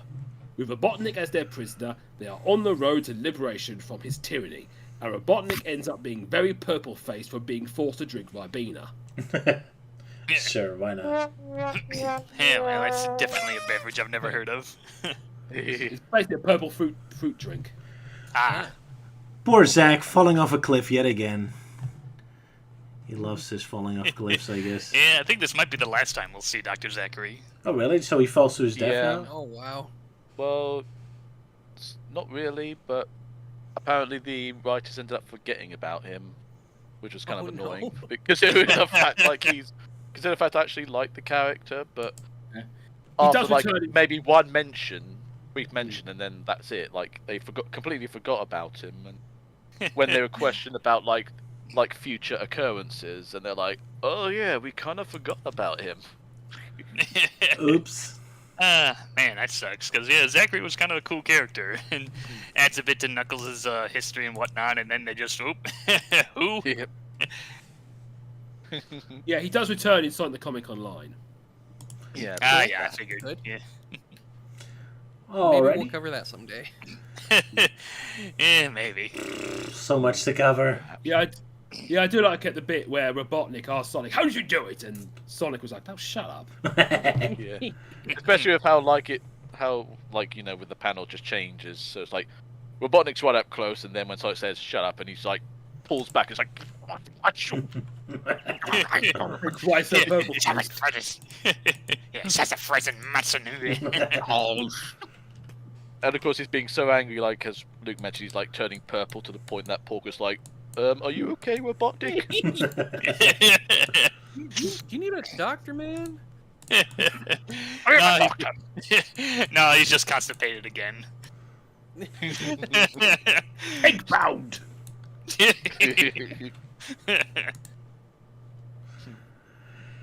Good stuff. Yeah, great art. Yeah, as always, because like of how he always does the background's always the lighter shade. Yeah, Because, I mean, you still see the outlines, but yet you can also... There's also, like, faded, so it's, like, more focuses on, like, you know, the characters up front and such. It really works. Yeah, I love that softer background effect. There's also this moment during Knuckles and Zachary's fight where Knuckles is luring Zachary into a false sense of security and is getting ready to counterattack when Sonic shows up. It ruins everything. And so Sonic thinks that Knuckles was helpless, and he doesn't believe Knuckles when he says, like, no, I had this under control. Then why are you letting it get away? I don't think so. Yeah. Fun detail, especially since we never get to see what Knuckles' plan was. They'll probably just punching anyway, but Yeah. still we never get to see it. And I always keep failing to pay attention to what's happening on the live stream itself, with all these Robotniks are all pointing at. Stop laughing at me! Poor Robotnik. Can't appreciate being bullied, but then again, who can? Right, shall we move on to the next one? Sure. I can do this one. Alrighty, even if was this one already taken? I think not, right? No. Okay, yeah, and then Sonic, go ahead. It was 2 and 4 that were taken. Alrighty, then you can talk about sad Supersonic. Yeah. So the chapter begins with an incredibly goofy-looking Sonic happily parading Robotnik around. Hey, everybody, we got him! I caught a big one. Yeah. And everyone's like, "Oh shit! Robotnik has been beaten at last. He's been beaten at last." Robotnik's like, "Would you shut up? Just stop rubbing it in." Oh my gosh. Tippa. And meanwhile, Supersonic is just wandering around. He's like, "What the fuck? Where am I?" He doesn't know anything. What was in those mushrooms, man? Some old lady is like, "Isn't it super?" He's like, "Super." You're like, "Yes, super news. You come in and have a spot of tea, and I'll explain everything." And he's like, "All right, yeah, cool. That sounds good right now." And so Sonic and the Freedom Fighters are still parading Robotnik around in front of everyone, when suddenly Grimer shows up with some steam machine, because those aren't affected by the EMP. And he comes in and he rescues Robotnik. And then, like, they have this almost rehearsed moment where he's like, "May I take your order, sir?" "The usual, Grimer. Mixed heroes." It's like, oh, funny. And so, yeah, the machine starts attacking them. But Sonic quickly destroys it, but Eggman and Grimer have somehow gotten away already.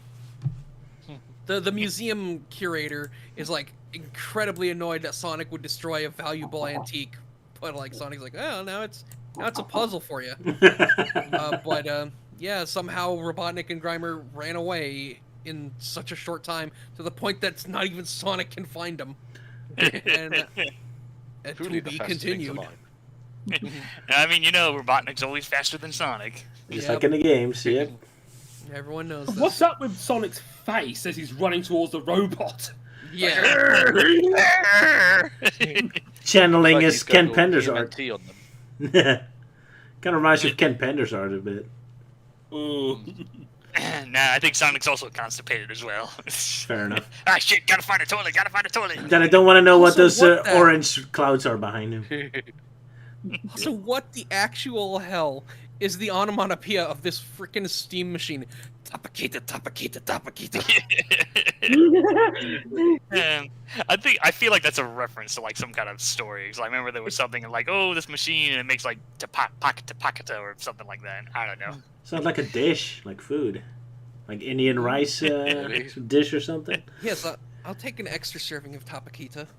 Yeah, tapakita with a side of glockenspiel. Glockenspiel. Sure.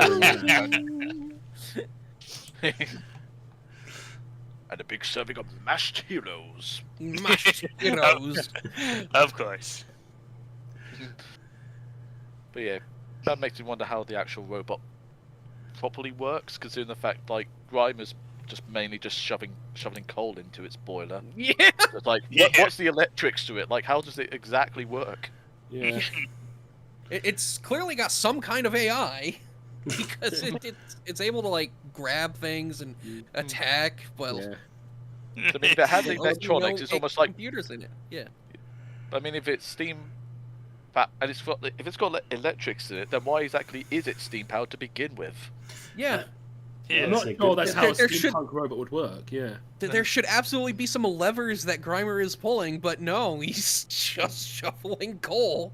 The smallest bucket ever. Yeah, I don't know, maybe it's like a Thomas the Tank Engine thing. Where it's like, oh, why should I help you? Well, Sonic called your mama dirty words. Like, alright, that's it, I'm gonna kill this hedgehog. Fuel me up, Grimer.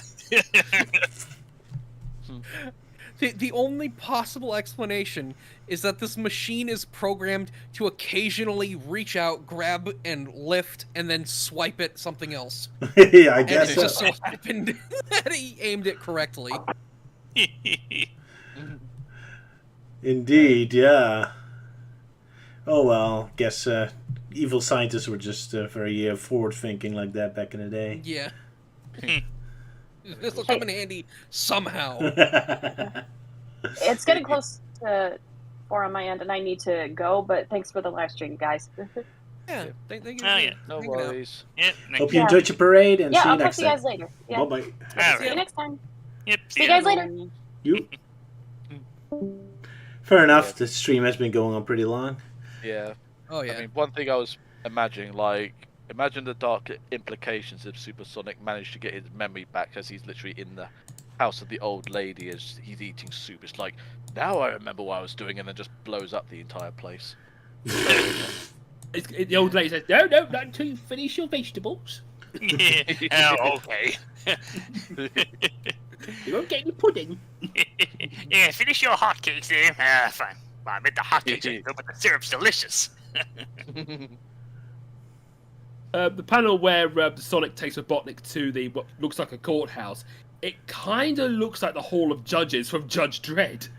Wouldn't be surprised if that was a reference. That it's done by the same It's like people. Sonic's like, I'm handing you over to the judges now, and Judge Dredd comes out and I said, guilty. Just shooting Robotnik straight in the head. Yeah. Without much Throw- of a trial. throws the book at Like, him. I've already judged you. Court's adjourned. Death penalty. Oh wow, yeah. I just looked up the Hall of Justice from Judge Dredd. Yeah, that is absolutely what that looks like. Huge government building with a giant eagle on top. Let me take a look. Check myself.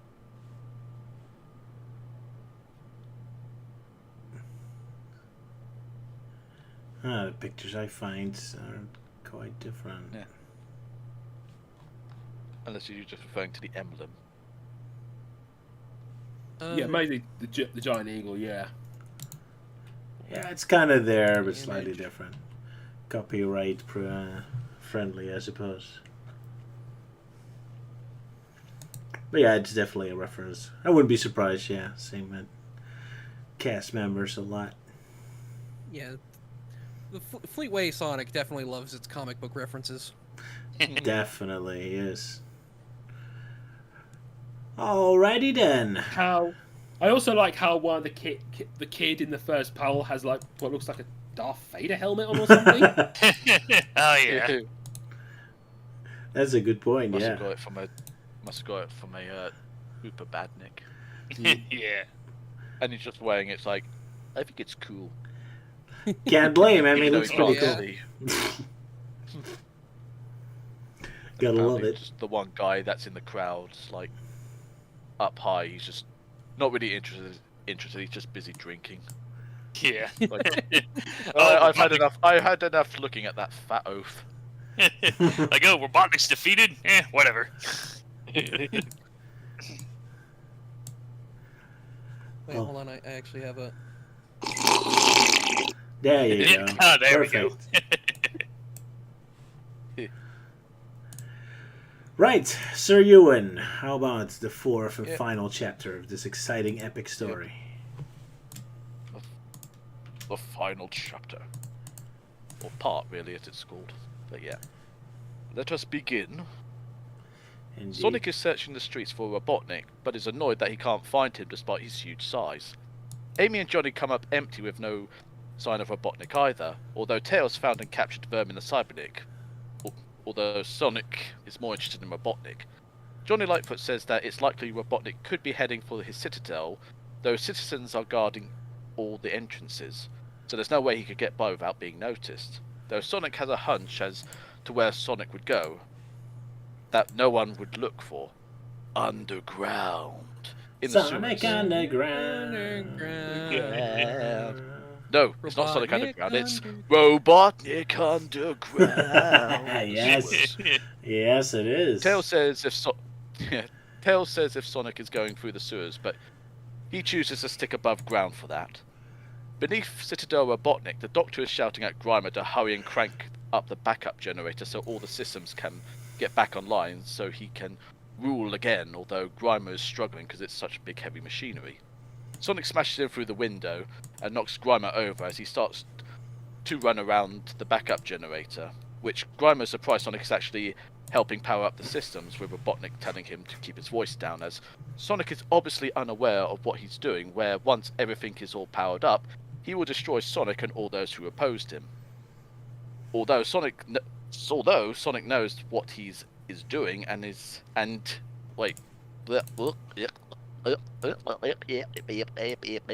That's all, Almost folks. turned Porky Pig there. However, Sonic knows what he is doing as he's starting to overload the generator's power core, causing all the electrics to start exploding. As Grimer pleads his masters to escape, Robotnik witnesses the generator exploding as the Blue Hedgehog starts to make its getaway as the Citadel Robotnik explodes with a loud boom. Sonic reunites with the Freedom Fighters, with the Blue Hedgehog stating Robotnik wanted more power, though some people are never satisfied. Tails asks Sonic how he got out, although the only response he gets is that the Blue Hedgehog is the fastest thing alive. Sonic then shouts to the crowd that Robotnik's evil influence is gone and that they are now free, with them all cheering and one cat admitting he'll miss being miserable. Sonic then proclaims today as VR Day, victory over Robotnik and not virtual reality, and for everyone to start partying, with Amy wanting to have the first dance. But with whom? We shall never know. However, at the edge of the city, Robotnik and Grimer make their way out of the sewer as they view the destroyed citadel on fire, with Grimer asking if Robotnik had insured the building or not, with the Doctor saying that he had been meaning to but kept getting distracted. A saddened Grimer says it was fun dominating the world whilst it lasted, but Robotnik says it's not the end, as he wants revenge on Sonic and all the people that opposed him for what they have done today, making them regret this day for the rest of their lives. Dun dun The dun. end. It's kind of cool he did the Really sound good. effect. Oh, sorry, Luke, go ahead. I'm just saying, really good colouring and imagery here, especially with Citadel Robotnik exploding. That's an awesome Yeah. shot, yeah. Yeah. I like how Ewan did the sound effect. Sounded like a Sega Genesis sound effect. Like, I wonder if that's the actual sort of reference he used for like an explosion. He was just playing an old Mega Drive game and he heard the loud sort of explosion. Like, oh, I'll use that sound. How did it go again? but yeah, great color use indeed. Like Luke says. And of course, Robotnik always looking very angry and such. But at no point is he ever like opening his mouth. He just has that same expression on the whole time, except for his eyes being either halfway closed or just fully open. Yeah, He's I just always love looking very angry. I love the final panel because the colouring makes him look really sinister. That's a really awesome picture, yeah. Well, at least by that point, all the sewage is finally ripped off him. Otherwise, that would have looked a bit more awkward. Yeah. I'm Because just saying that. in that Sorry, panel go where ahead. he's like saying, "This isn't the end." It's like kind of funny, just like how like Mifty looks there, is like almost giving Grimer the death stare, saying like, "How dare you talk like a loser, you filth!" I like that he's looking over his shoulder in that panel too. Yeah. Neck is just snapped 90 degrees to the right. Yeah, it's Yeah, like, it's what the like- fuck did you just say, Grimer? You incompetent. Yeah.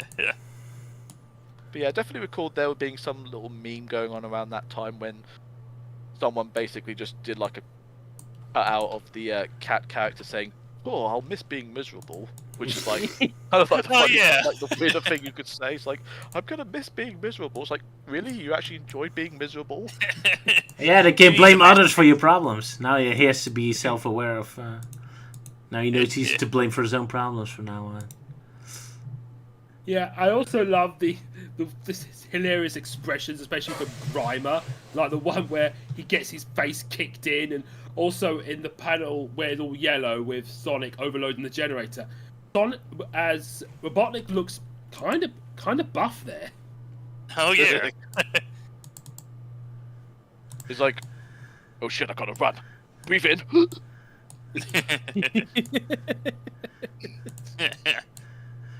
Yeah, his body Turned shape a into little Boom different. Robotnik for a second. Sure, why not? Yeah, and I love Grimer's sad face as well. It's like, oh well, back to the job centre for me.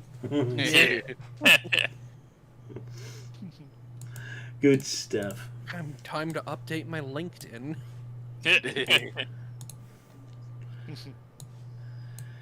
Kind of funny how, like, in some shots, like, you know, Amy's just literally just standing in the background, like, what the hell's they talking about? Yeah. It's like Johnny's saying, like, it's possible he could have gone to Citadel Robotnik. Maybe we missed one. It's like, and Amy's just all the way in the background. It's like, what are they saying? Maybe I should go. Maybe I should walk closer to them to actually hear, as opposed to just standing here looking confused. Amy's just back there like a. Yeah. Poor Amy And yeah, doesn't just get like- to do anything. She's just so unamused, yeah. Yeah. And of course, in the generator room, as Robotnik shouting at Grimer to hurry up and power up the generator. Yeah. It's like obviously he had to draw much smaller, but it results in a bit more funny sort of expressions. Like Grimer's like pupils are like very tiny, so he's like wheezing badly. Like, I can't breathe. Very fun art, yeah. Yeah, Nigel always has fun with drawing some of the more wackier styles. Yeah. Yeah, I kind of like the way he draws Sonic. A lot of the Fleetway artists have like this like overly detailed way of drawing Sonic, where he always looks pissed as well. Yeah. But like, you know, Sonic actually looks pretty all right in this particular part. He looks he looks goofy and silly and like more recognizable as Sonic. Fair enough. It's very interesting art styles all over, yeah. Also, there's a high tendency in this comic of characters talking with their mouths closed. Yeah. Oh yeah. Yeah. I guess they're all too busy eating. I don't know. Maybe they all ate paste, and they can't open their mouths. Look, they all just want to talk like Clint Eastwood. I only want to Or maybe they're just all practicing to be ventriloquists. Also possible. I'm Sonic, Maybe- remember? It's what I do. There you go. The hedgehog with no name. But yeah, I'm wondering that's why Robotnik doesn't literally open his jaw, because he's got something stuck. That's Yeah. preventing him from opening. It's like, God damn it, why am I doing this stuff? Yeah. Blast that hedgehog for shoving paste in my mouth. Poor Eggman. I mean, I was hungry, but I really needed to eat that toothpaste stuff. with glue. Yeah.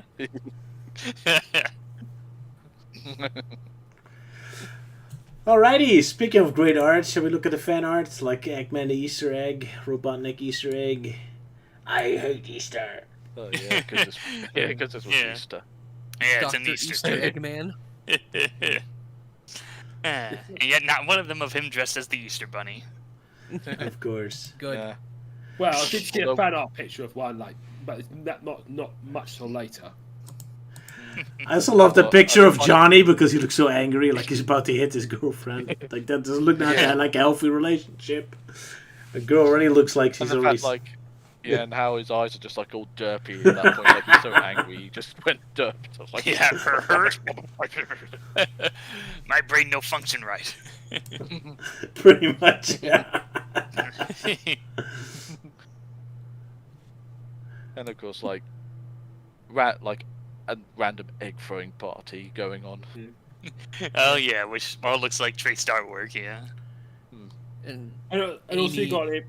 Yeah. Amy is absolutely not looking at Robotnik. Yeah. She's like looking at the egg there. Yeah. Robotnik's like, why you throw egg at me? Amy was looking at Grimer, but she sucks at aiming. Yeah. And you also got Sonic eating lots of chocolate eggs, and you got like a couple of black bin bags next to him. Maybe that's what he's been eating. He's been eating trash. Oh Yeah. no! Oh no! Also, the one where Sonic's popping out of the disco egg, his like tan belly is so small. Oh yeah. It's like egg shaped. Yeah. Yeah. Like, Ah. tiny, and of course, Speaking of small, his freaking hands. Oh yeah. It's got little baby hands. Yeah. he went all chibi. Making fun of children. We're assholes. Yep, we'll love it. Yeah, especially seeing like what Sonic's about to do with the bad egg Robotnik. Oh no! Like smell, pong, gasp. Like Eggman's gasping because he can't breathe. He's gonna crack him open with a giant spoon. Yeah. A spoon is too big. Yeah. Don't worry, Only a Eggman, I'll get spoonful. you out. Whack! Good stuff. Yeah. Nightmare stuff. I think my brain is Oh broken. no, I just remembered the Sonic explaining the comically large spoon meme. And now here's Sonic with a comically large spoon. So then I pulled out a comically large spoon.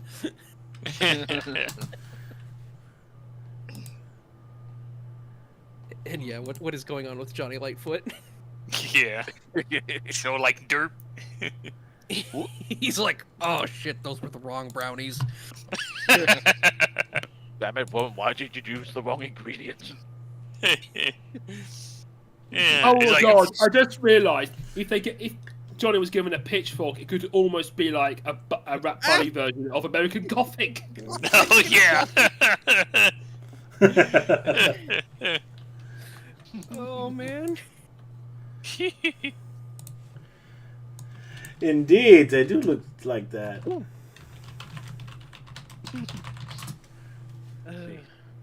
Yeah. And there's two last pieces of fan art after the part 4 story. In the speed line section. I like that Robotnik's stuck in one of the rings. Yes. Well, literally just stuck. It's like, I can't get out. Like, what was he trying to do? Or was it like Knuckles apparently just threw him in there, or Mighty, or Sonic? Like who? Like how did he Yeah. end up in there? Using it as a basketball. Yeah. Yeah, Also 2 nice. points. Also, nice Knuckles Chaotix reference. I Yeah. guess so. Knuckles, Mr. Fry, basically holding up a rolled up issue of Sonic the comic to represent the one. Oh yeah. Kid having like a massive painted wall. Good. Yeah, yeah. It's like, is that actually? That must be like something on the streets or something. Yeah. I I mean, mean, I wasn't yeah, if you surprised that notice was actually that- his bedroom wall. Notice that Knuckles doesn't have his muzzles. It looks really red there. Oh yeah. It just Sunburnt. blends in with him. And the picture reference of like Sonic, Amy, Johnny, and Tails is that one bit of where Sonic's being an arsehole to Porker. It's like, get out. Get out. Yeah. Ow.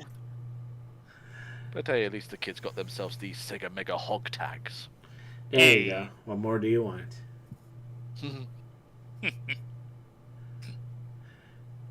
Oh They man, look pretty dope. We're all just still laughing. And now our picture really looks like we're laughing at children's art, yeah. We're so horrible. Yeah. Young kids with their inferior art. Yeah. Not like our superior artwork. Ha ha. Yeah. Yeah. Exactly. Oh well. Dunking on kids will never not be funny. Your shirt says ports. Dramatics. What was that? I'm laughing at the kid in the wall with the wall painting says, "Her, your shirt says ports." Oh yeah. It's not sports, it's port. Like he knows how Like a ports shipping are. ports.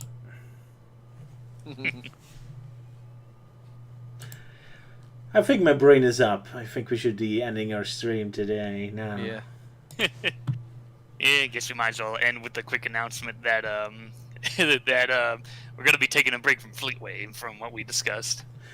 Yep, we're taking a bit of Yeah. a freeway. There was a big finale. Well, not the finale, but it's Yeah. like a finale, I A suppose. lengthy breather. Yeah. And that's What shall least- we do next time? Who knows? Well, I did pitch the idea that since we only have a few Sonic Underground episodes left, I figured, oh, maybe we can fill that covering the very short-lived Sonic Boom comics, since that only lasted for like 8 issues. I mean, technically 11, but 3 of those issues are part of the Worlds Unite crossover, which is a whole other different story. So if we go down that route, then we're only going to be covering issues 1 through 7 and 11. So that's pretty much everything that takes place in the Sonic Boom universe. And it would make a nice way to celebrate 10 years of the Boom era. fair Oh, enough. yeah, there's an idea. Yeah. Ooh. All right, well then that's the deal. Sonic Boom comic next time. Finally going to the American comics, eh, Melty Man? Not Well, I quite mean, we Archie. already covered the.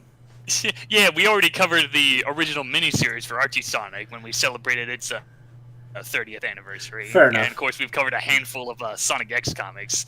But yeah, this is definitely going to be the first time we'll do like Sonic Boom comics, and it's kind of a first time for me because outside of the Worlds Unite chapters, I think I only read the first 2 issues, and that was it. So like, okay, despite my personal hatred against Sonic Boom, I am a little more willing to try and give the comics like a second chance. Like, okay, I'll read through all 8 of them. You know, at least it's short, unlike the freaking TV show.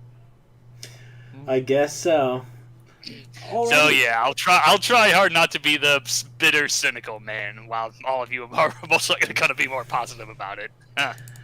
That's right. Do your new drawing honor. Oh yeah, that is true. Because yeah, Ewan's going to be taking a break from thumbnails for a while. Yeah, just a breather for now because I just want to give other people the chance to draw their own thumbnails and say like, "Here, Ewan, I'm better than you. Look at this picture. It's got Queen Alina." I'm pretty sure you're the most talented of all of us. So that's gonna be a hard sell. Maybe Elise. Maybe Elise. Yeah, me. Yeah, at least I could help out again. 'Cause it's been a while since I've done a thumbnail. All right, looking forward to it. Or maybe. Yep, just gonna try and fight the urge to not draw Styx the Badger like crazy cat lady wearing a Styx hat. Why Because not? that's always just been my comedy like portrayal of Styx the Badger in general. It's like, oh, it's just crazy cat lady from The Simpsons, but wearing a Styx hat. Yeah.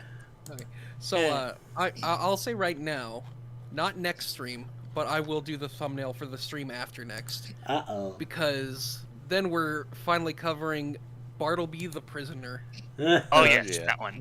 which is an episode I'm really looking forward to. Okay. Looking forward to that. Yeah. Right. So Sonic Boom next time. All right, Yep. cool. Sounds like it. Anyone? Then we'll see you all guys in 2 weeks again. Bye bye. Yep. Goodbye. Cheerio. Yeah. Toodle pip.